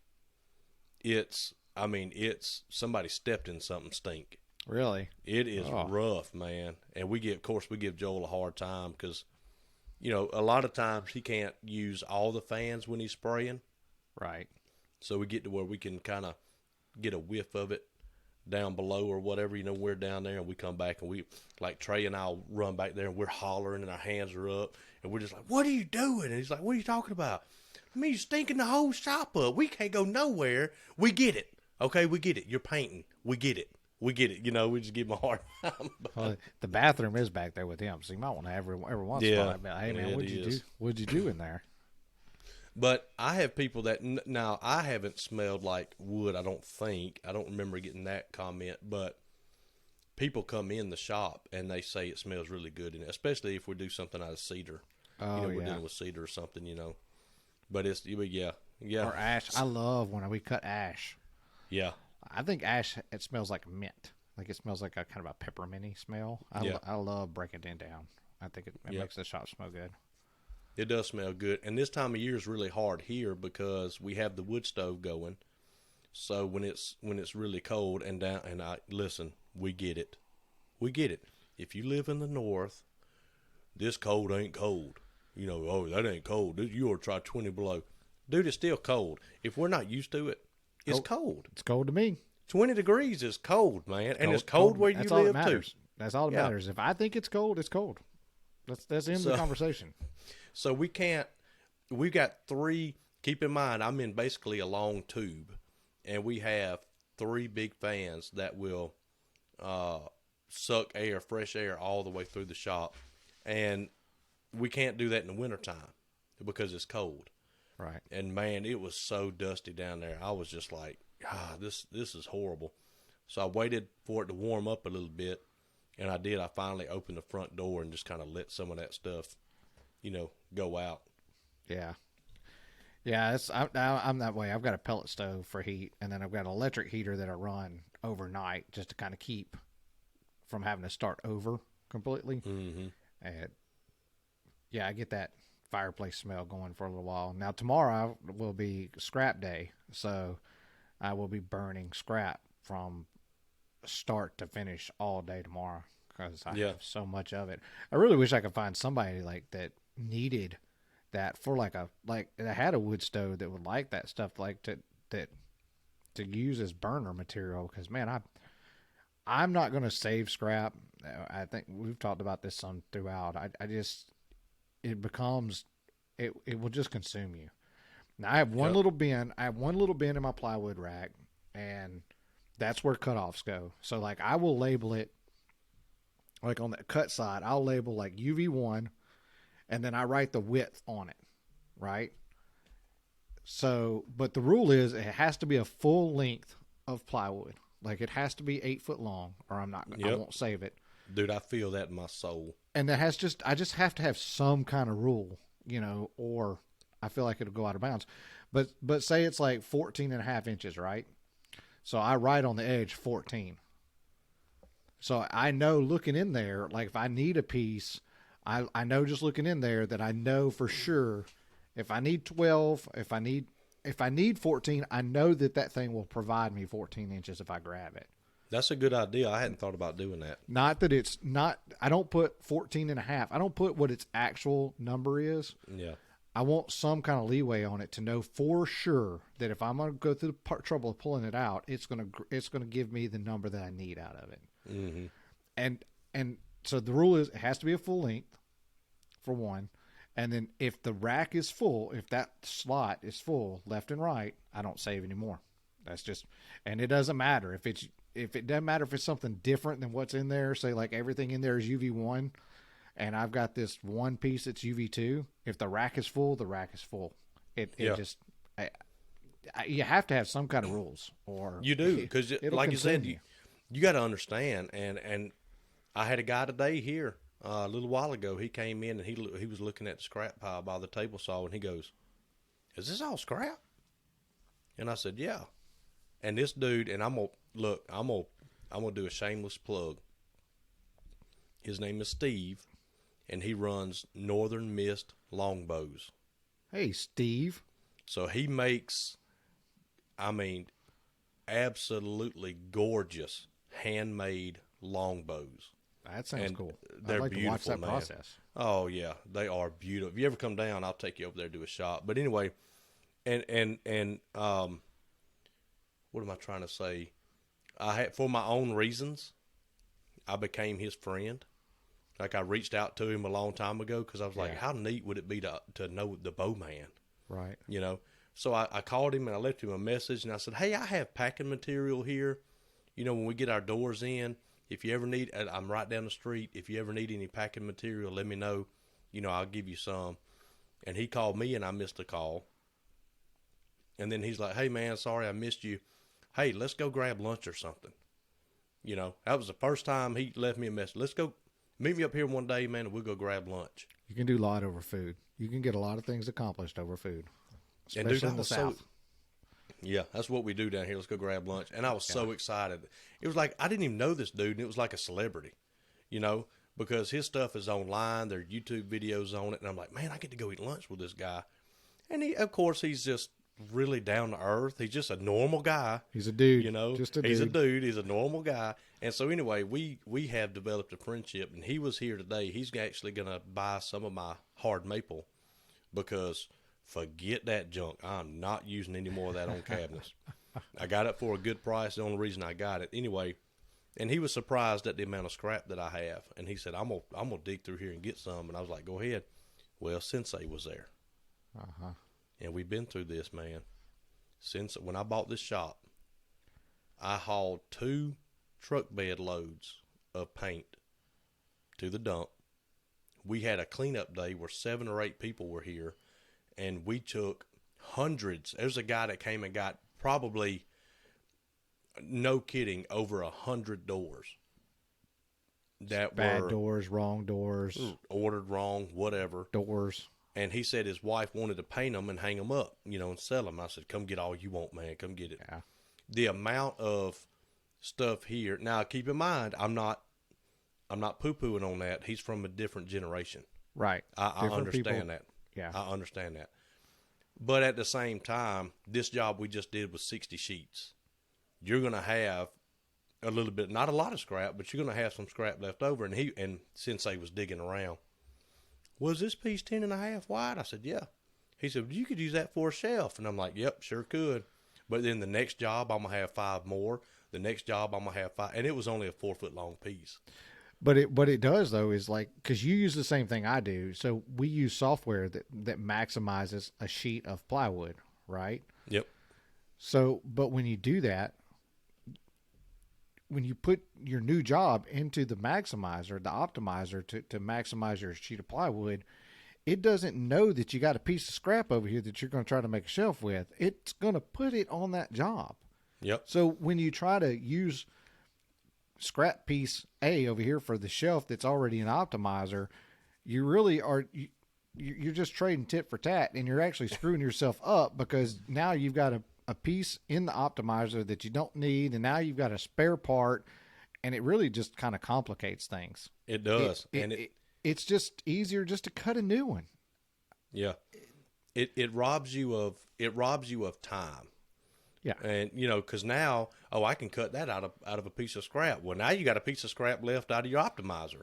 Right. And that goes on the rack. And the next job you do the same thing, and it's like, now sometimes what I'll have is like a leftover sheet that's only got a couple of parts on it. Yeah. That's when I use that scrap instead of having to, make one rip. But like I said, as long as you have half a sheet in scrap, roughly that you're holding on to, you don't need to keep any more than that because you're gonna run yourself out of room. There's no, you're gonna. It's almost like some people live in this world where they think that every job they can use every piece of scrap in their shop and never have any extra. It's not possible. You can't do it. Now, if you're thinking, hey, I'm going to do this job, and what I need I need a shop cabinet, right, to store whatever in. Okay, so now, that is a great project to start to set a few pieces of scrap to the side for, but you got to know what you're trying to build first. Don't try to save scrap and then see what you can build. Mm-hmm. Design what you need, write it down, draw it up, write what you need, and then save scrap that will fit that project, and only save scrap that will fit that project. Then yes, if you do that, then yes, you will get a free cabinet for your shop out of that. Yep. 100%. Yep. If you do it another way, you're costing yourself money. You're not getting a free cabinet. You think you saved a few bucks by holding on to that piece of scrap and digging through your pile and getting it out and measuring it, see if it's big enough and cutting it down. You're not. stepped on it 5 times in the last 6 weeks. You tripped on it twice, almost put your head through a wall. You know, it almost caused an injury to one of your employees. You know, it creates issues. Just throw it out. Just throw it out. Cost of doing business. Donate it. You could always donate it if you have a high school that has a shop class. If you have the guy next door that builds birdhouses. You know, people used to come get my scrap. There was 5 or 6 people that would come and get it. Yeah. And they're full. Guess what? Their barns are full. There's a dude that lives down the road that has 2 school buses full of my scrap. And now guess what? He has nowhere to put it. He has not ever used a single piece of it. It's just part of doing business. Just can't stand to see it go to waste. And guess what? And I get that. Yeah, but it's still going to waste. That's the problem. That's what people don't say. It's still going to waste. It's sitting in a bus, not being used. Yep. It's no different than sitting over here. And I've had people come by. I can't stand to see that stuff. Well, buddy, get all of it you want, and you can deal with it, and you can load it and unload it. I'm not going to do that. Yeah, you get to a point where you just can't afford to save scrap. Now, if you're in a hobbyist style, you know, and you know you can set some scrap to the side, and you can afford to go through it because you got more time and you're not on a production schedule. That changes things. I get that, and I'm good with that. But if you're trying to be efficient in your shop, scrap is an enemy. It's just bad. You know, now I've got like this loft thing in my shop, right? It's there. I didn't build it. It's just there. And I will take like leftover slivers that are 4 inches, because all of my nailers are 4 inches. Right. So if I get a leftover sliver of MDF or ply, now I'll slide a couple of those 4-inch slivers up there, and every once in a while I need it. Like I miscut, let's say I'm cutting nailers and I miscut a nailer. Well, instead of killing a whole nother board to get what I need, I'll just reach up there and grab one of those 4-inchers that I've held on to, you know, or if I've got a strip, you know, this leftover from a project, it's a full run, and say it's, you know, 8 inches. Yeah, I'll go ahead and rip me 2 4-inch nailers out of that and throw them up in that loft for future reference, so that when I have I'm not going, oh crap, now I got to burn a whole sheet of plywood to get one nailer out of it. You can be smart with things like that and be purposeful, you know, but I only saved like 3 or 4 of them. Like, that's it. I don't need more than that, because when I drop my project into the software, I'm going to get every nailer I need. Those are for Those are not for, well, I can save. Yeah. And it just... Because eventually you just have so much of it that, you know, you got piles and piles and piles of scrap everywhere, and you're digging through, you know. And one thing that we do hold on to is we make our own drawer material, our sides and fronts and backs and all that. Yeah. That's uniform for every job. You know what I'm saying? Right. We run a couple of different size drawers. But if you have a half a stick of that left over, absolutely, we're going to save that, because that will save you, because you're going to use that material up, and it's all different, you know, it's different lengths. You may have a tiny drawer that's 12 inches wide. You may have a big one that's 25 wide. But so in the optimizer, if it tells me I need 9.2 rips, I'll only rip and process 9, because I know I can get my other 0.2 out of my scrap. So, you know, you pick and choose, but yeah, just keeping everything, it's not good for your business. Yeah, it's not good for time. It's not good for energy, you know. Nope. Well, we got about 15 minutes or so before we kind of hit that magical time limit before we try to wrap up. But what do you got any kind of exiting thoughts you want to share, or I do actually. I do have because I noticed on the list we have something on there that's a cheap tool that's good. Ooh, I like that one. And that's going to be I'm not going to check that one off, because I think we should, you know, refer back to cheap tools. Yeah. As much as we can. Eventually we'll get into a discussion on what, you know, like, should you buy the best? Should you buy the cheapest? Should you buy the middle ground? We're going to cover all that, because that goes whether you're an electrician, plumber, whatever.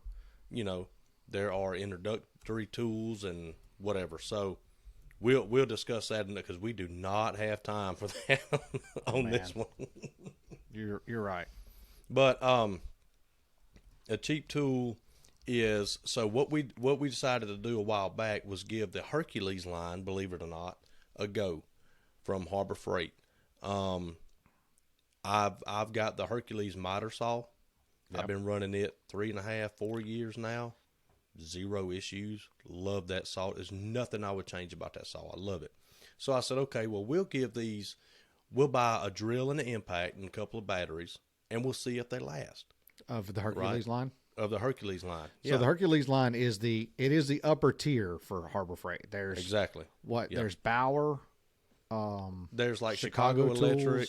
Yeah, Chicago Electric and then Bauer, and then Hercules is at the top. It's their top. Now, it is their top tier though. Yeah, and they just did a tool dump, by the way. Hercules did, but anyway, they sell a LED light.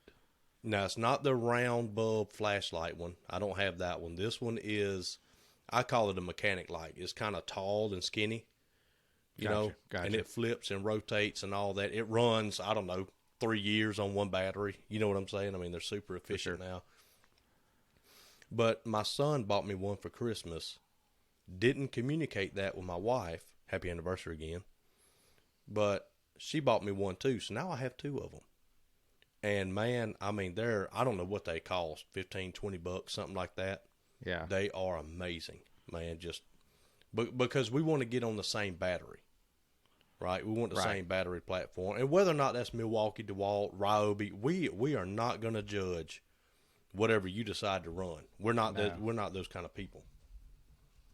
But if you're thinking about first of all, I'll just tell you, I have been 100% satisfied with the Hercules stuff. I run DeWalt.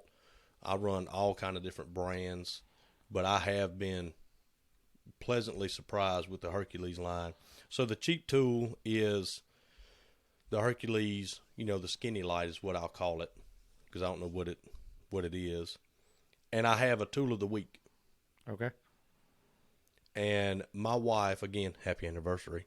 Happy anniversary, baby. I got you on my hand. If you know where that's from, and we just completely stole it, and we apologize, and we do not mean to infringe on your copyright, but we broke it up. You only did half of it, and I only did half of it. So. I think they do too, but anyway. Mm-hmm. My tool of the week is she got me a Stile tape measure. Ooh. And something that Stile did that I never would have thought about is they put a small piece of sandpaper on the back of the hook. And almost like rubber, but better. Yep. So when you're getting out there on the end of a piece of plywood or something, that sandpaper has just enough grip where the end doesn't slip around on you. I got you. It doesn't have. Now it'd be better if it had a magnet too, and they may have one. I'm not sure, but dude, it's butter smooth. I love it. That's my pick for the week. Well, I'm going to change one of my picks of the week then, because I don't want to contradict one of yours. So I'm going to hold. Well, that don't matter. Back. That don't matter. No. That's why I need your address. But so cheap tool of the week is probably one of my favorite tools, and this is not going to help you at all because you don't wear hats. Hate them. I know. Anti-hat. I know, but if your guys are hat wearers, I don't know how I would function without this, but it is a pencil holder that goes on your hat. They are $10.99. Actually, I'm going to share my screen with you because I've got it pulled up on the old Amazon. Let's take a look. And I'm going to show it to you. Now, remember, you may post this, so close all them other tabs out. Right. Well, just part of it. So they make one for a hard hat, too, and I think that one is just like stickies on. But this one that you can see, it clips onto the bottom of your hat, and then it just holds a pencil. That is handy. I never not. Well, wait a minute. How many come in the pack? It's like 8 of them for like $10. Okay, so it's 8 of them. Okay. Yeah, they're like $1 something a piece. Like it's ridiculous not to have one on every hat. But I don't know how I would function without it, because you see the guys trying to stick it up underneath their hat, or they're trying to stick it behind their ear, and they have graphite all on the side of their temple. Oh yeah, you can't. Or the guy who puts the pencil in a different place every time. Yep. But what's funny is when I go to do measurements, a lot of times I'll put on. I try my best to not go from the shop to a measurements. Like I try to do mine in the evening, so I try to take a shower, change clothes. So a lot of times I've got on a branded hat, but I don't have on a branded hat that has a pencil holder on it. So while I'm trying to do the measurements, though, I can't find the pen. Like I am so ingrained that I should go right here to get my pencil. Yeah. That while I'm trying to do measurements in a customer's house, I can't find the daggone pen that I've put, and I'm constantly patting myself down like I'm looking for contraband on my own person. Creatures of habit. I know, but I love it. Like I said, they're on Amazon. It's $10.99 for a 5-pack. So I think it's a super cool little tool to go with. And then, so what was the other category? Just tool of the week. Tool of the week. Man. Now, there's no rules. It could be something you don't even have. It could be something new that you saw that you're interested in, which is almost what I mentioned. So I'm gonna go with my tool of the week for this week because I just bought them and I'm super stoked about them. I ordered a set of the Milwaukee Red Stick levels. Ooh, I remember you ordering those. Did they come in? Yeah, so they finally came in. These are not the levels that you can run in Home Depot and pick up. They're not in store. You have to order these. They are very, very much in line with the Stabilas. When I got them, when the lady handed them to me, I was like, "What is it? Oh my God, this is heavy." Yeah, they're heavy. They are. So it's a 4-pack. So it's a 72-inch, a 48-inch, a 24-inch, and then a torpedo level. All right. $250-ish, I think, somewhere around there. Super nice carrying case. I think that's kind of the selling point. That was the selling point on the Stabilas, is that you can, the case, all of the levels fit in a case, and you just grab that one case and you got them all. Well, Milwaukee did the same thing. I would say that the case is a lot nicer than the Stabila case, though. Watch it now. Easy. I have to. The Stabila shoulder strap is just a string. This has got the shoulder pad. It's adjustable. It's kind of nice. The only thing I don't love is the 24-inch, which is probably your most, and I guess that's the way they did this. The reason why they did this is it's probably your most used level, the 24. Mm-hmm. It's kind of in this pouch. The ends are exposed, so it kind of Velcros around it and holds it in. But it Velcros the full length of it. Now, we're not talking about just a little strap that goes over it. It fully encases it, but the tops are kind of exposed. I kind of wish it slid down inside of a pocket. But other than that, it's super nice. I've been super impressed with them. Got this big install coming up this week. So I'm really excited to actually break those out and put them on site for the first time and see. But the vials on them, man, the leveling vials are gigantic. I think you could see them from across the room. I mean, it is nuts how big they are, and they're a little bit greener than what you normally see. Kind of like a fluorescent or something. Almost like a fluorescent. They're calling it a high vis. Yeah.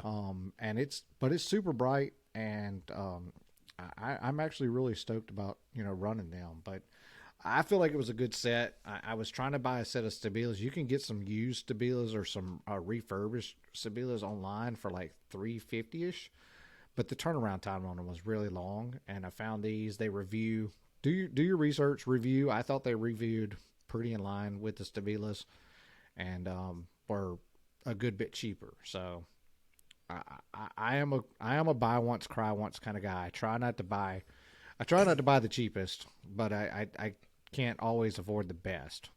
Well, but I want to save up.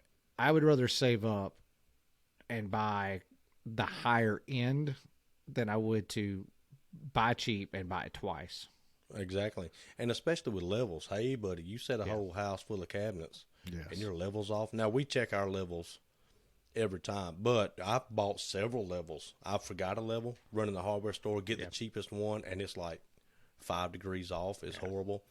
Your level is very important. Get a good level. That is. And I run a laser a lot too. I keep a laser in the truck.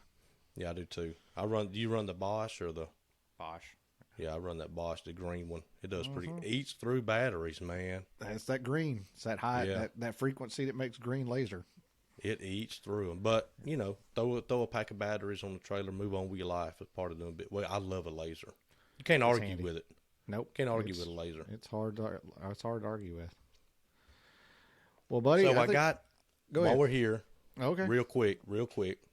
We going to sing anniversary one more time? No. Okay. Happy anniversary, by the way. That needs to be the name of this one, Happy Anniversary, by the way. Everybody's going to think it's our anniversary. You just started. What do you mean, Happy Anniversary? I talked to Steve today, and I said, hey, man, how you feel about coming in and doing a little plug at the beginning? He was like, I'm down, buddy. He is down. So I got that going.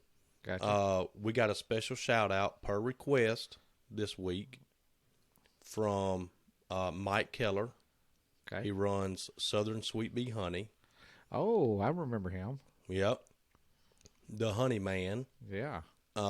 He really got your woodworking career kind of kicked off with. I owe a lot to Mike. Yeah. I really do. He's going to tell you like it is. And when I was talking about buying this place, I called him. He's on my short list. Yeah. And he's so positive, dude. And he's like, man, you can do it. Yes, you can do it, dude. Yeah. But anyway, Mitch built a ton of honey stands for Mike. A lot of honey stands. A lot of honey stands. And that, I mean, nice, like for retail. Went into, Fresh Market and like Whole Foods, Fresh Market, like herb shops, fancy places and stuff. They were super pretty.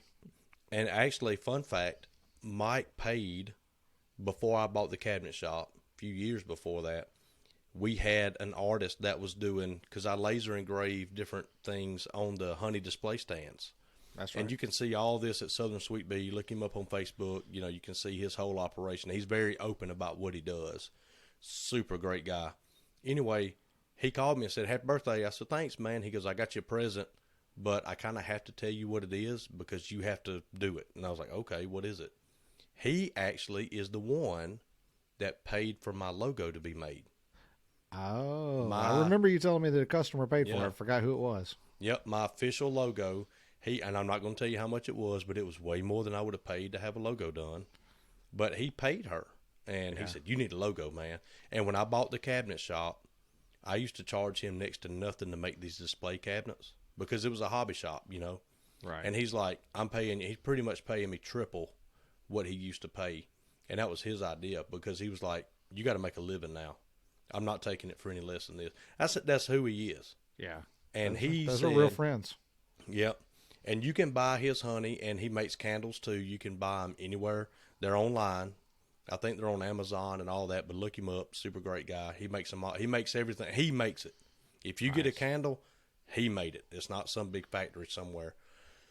But anyway, he said, he called me a while ago, and I said, hey, we're recording, I have to call you back. And he said, well, give him a shout out from Southern Sweet Bee. So anyway, that was, and he is going to come on. Buzz, there's Southern Sweet Bee. Yep. He wants to come on, and he's been raising bees since 1980, I think. And it's a good thing to have. I mean, if you're in the remodel, if you're in the, in the business of working on homes, the odds are you could come across a hive that is in migration or that has, made a home in an older home or something and you need it removed.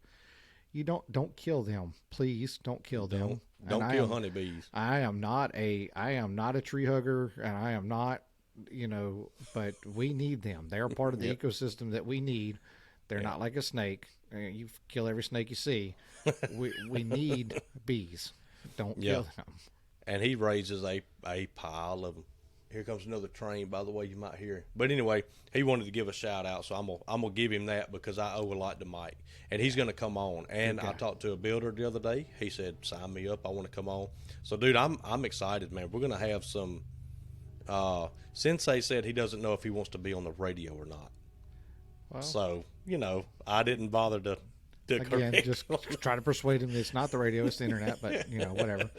But we've got some guests coming up, man. I mean, my brother said, My brother asked me, was this a PG show or not? And I said, well, we try to keep it PG.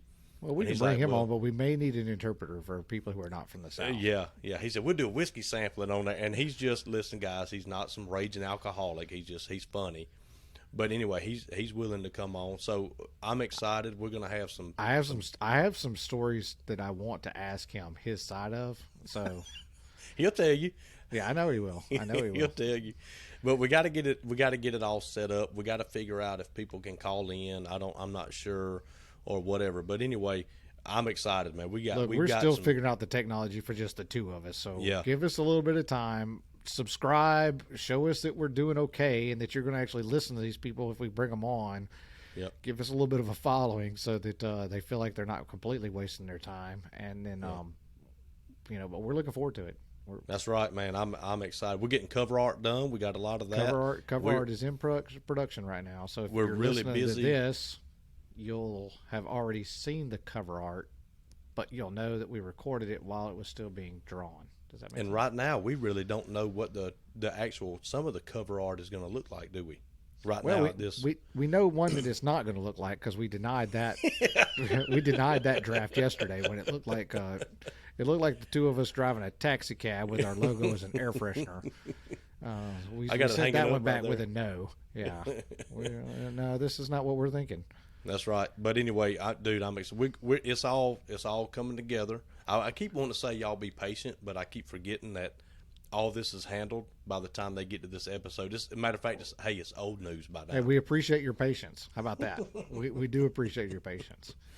Yeah. Well, I enjoyed it again, buddy. Always. We'll let this be the last one because I think by the next episode, by the time it airs, we will have email addresses available that we're going to post. Yeah. But for those who know how to get in touch with us, I think we need one last password to know that they made it to the very end. Easy. I got it. Unless you want to come up with one. I feel like I know what you're going to say. So on 3, we'll say it and we'll see. I want to see if I'm right. So 1, 2, 3. Honeybee. Anniversary. Oh, crap. What'd you say? I thought it was honeybee. Honeybee. No, the whole theme has been anniversary. Oh, that's right. Well, it was just the last thing we talked about, so it was like the last thing on my mind. I'm kind of short memory like that. That's all right. Anniversary. Yeah. Anniversary would be a great one. But man, 18 years to you and the bride. Man, that's. Yep. She's on the way right now. I got to go take her out to eat tonight. So it seems like just yesterday. Yeah. You guys got married. Yeah. But we were youngins that knew everything. Right. Ready to conquer the world. Oh, yeah. Yeah, you couldn't tell us nothing, buddy. Who would have thought? But, man, happy anniversary to you two.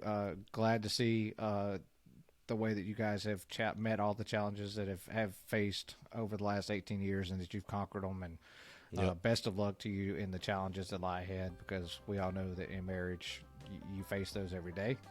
Yep. And it's just part of it is to meet in the middle and to try to push forward together because when one pushes more than the other one, it starts to kind of do like a traco and spin around in circles. That's right. So it's a process that takes two people, and we wish the best of luck to you guys. Thanks for listening. We appreciate all of our family and the 10 other friends that we've collected by now. Hopefully we're moving the needle a little bit. Yeah. Keep your eye on that social media. We're going to be posting, man. We're going to be posting. For sure. Subscribe. Please subscribe to the podcast in some form or fashion. Find us over on YouTube. We'll post YouTube shorts over there. And eventually we'll do full episodes if we can muster up the courage to put our faces on for longer than 5 minutes at a time. Yeah.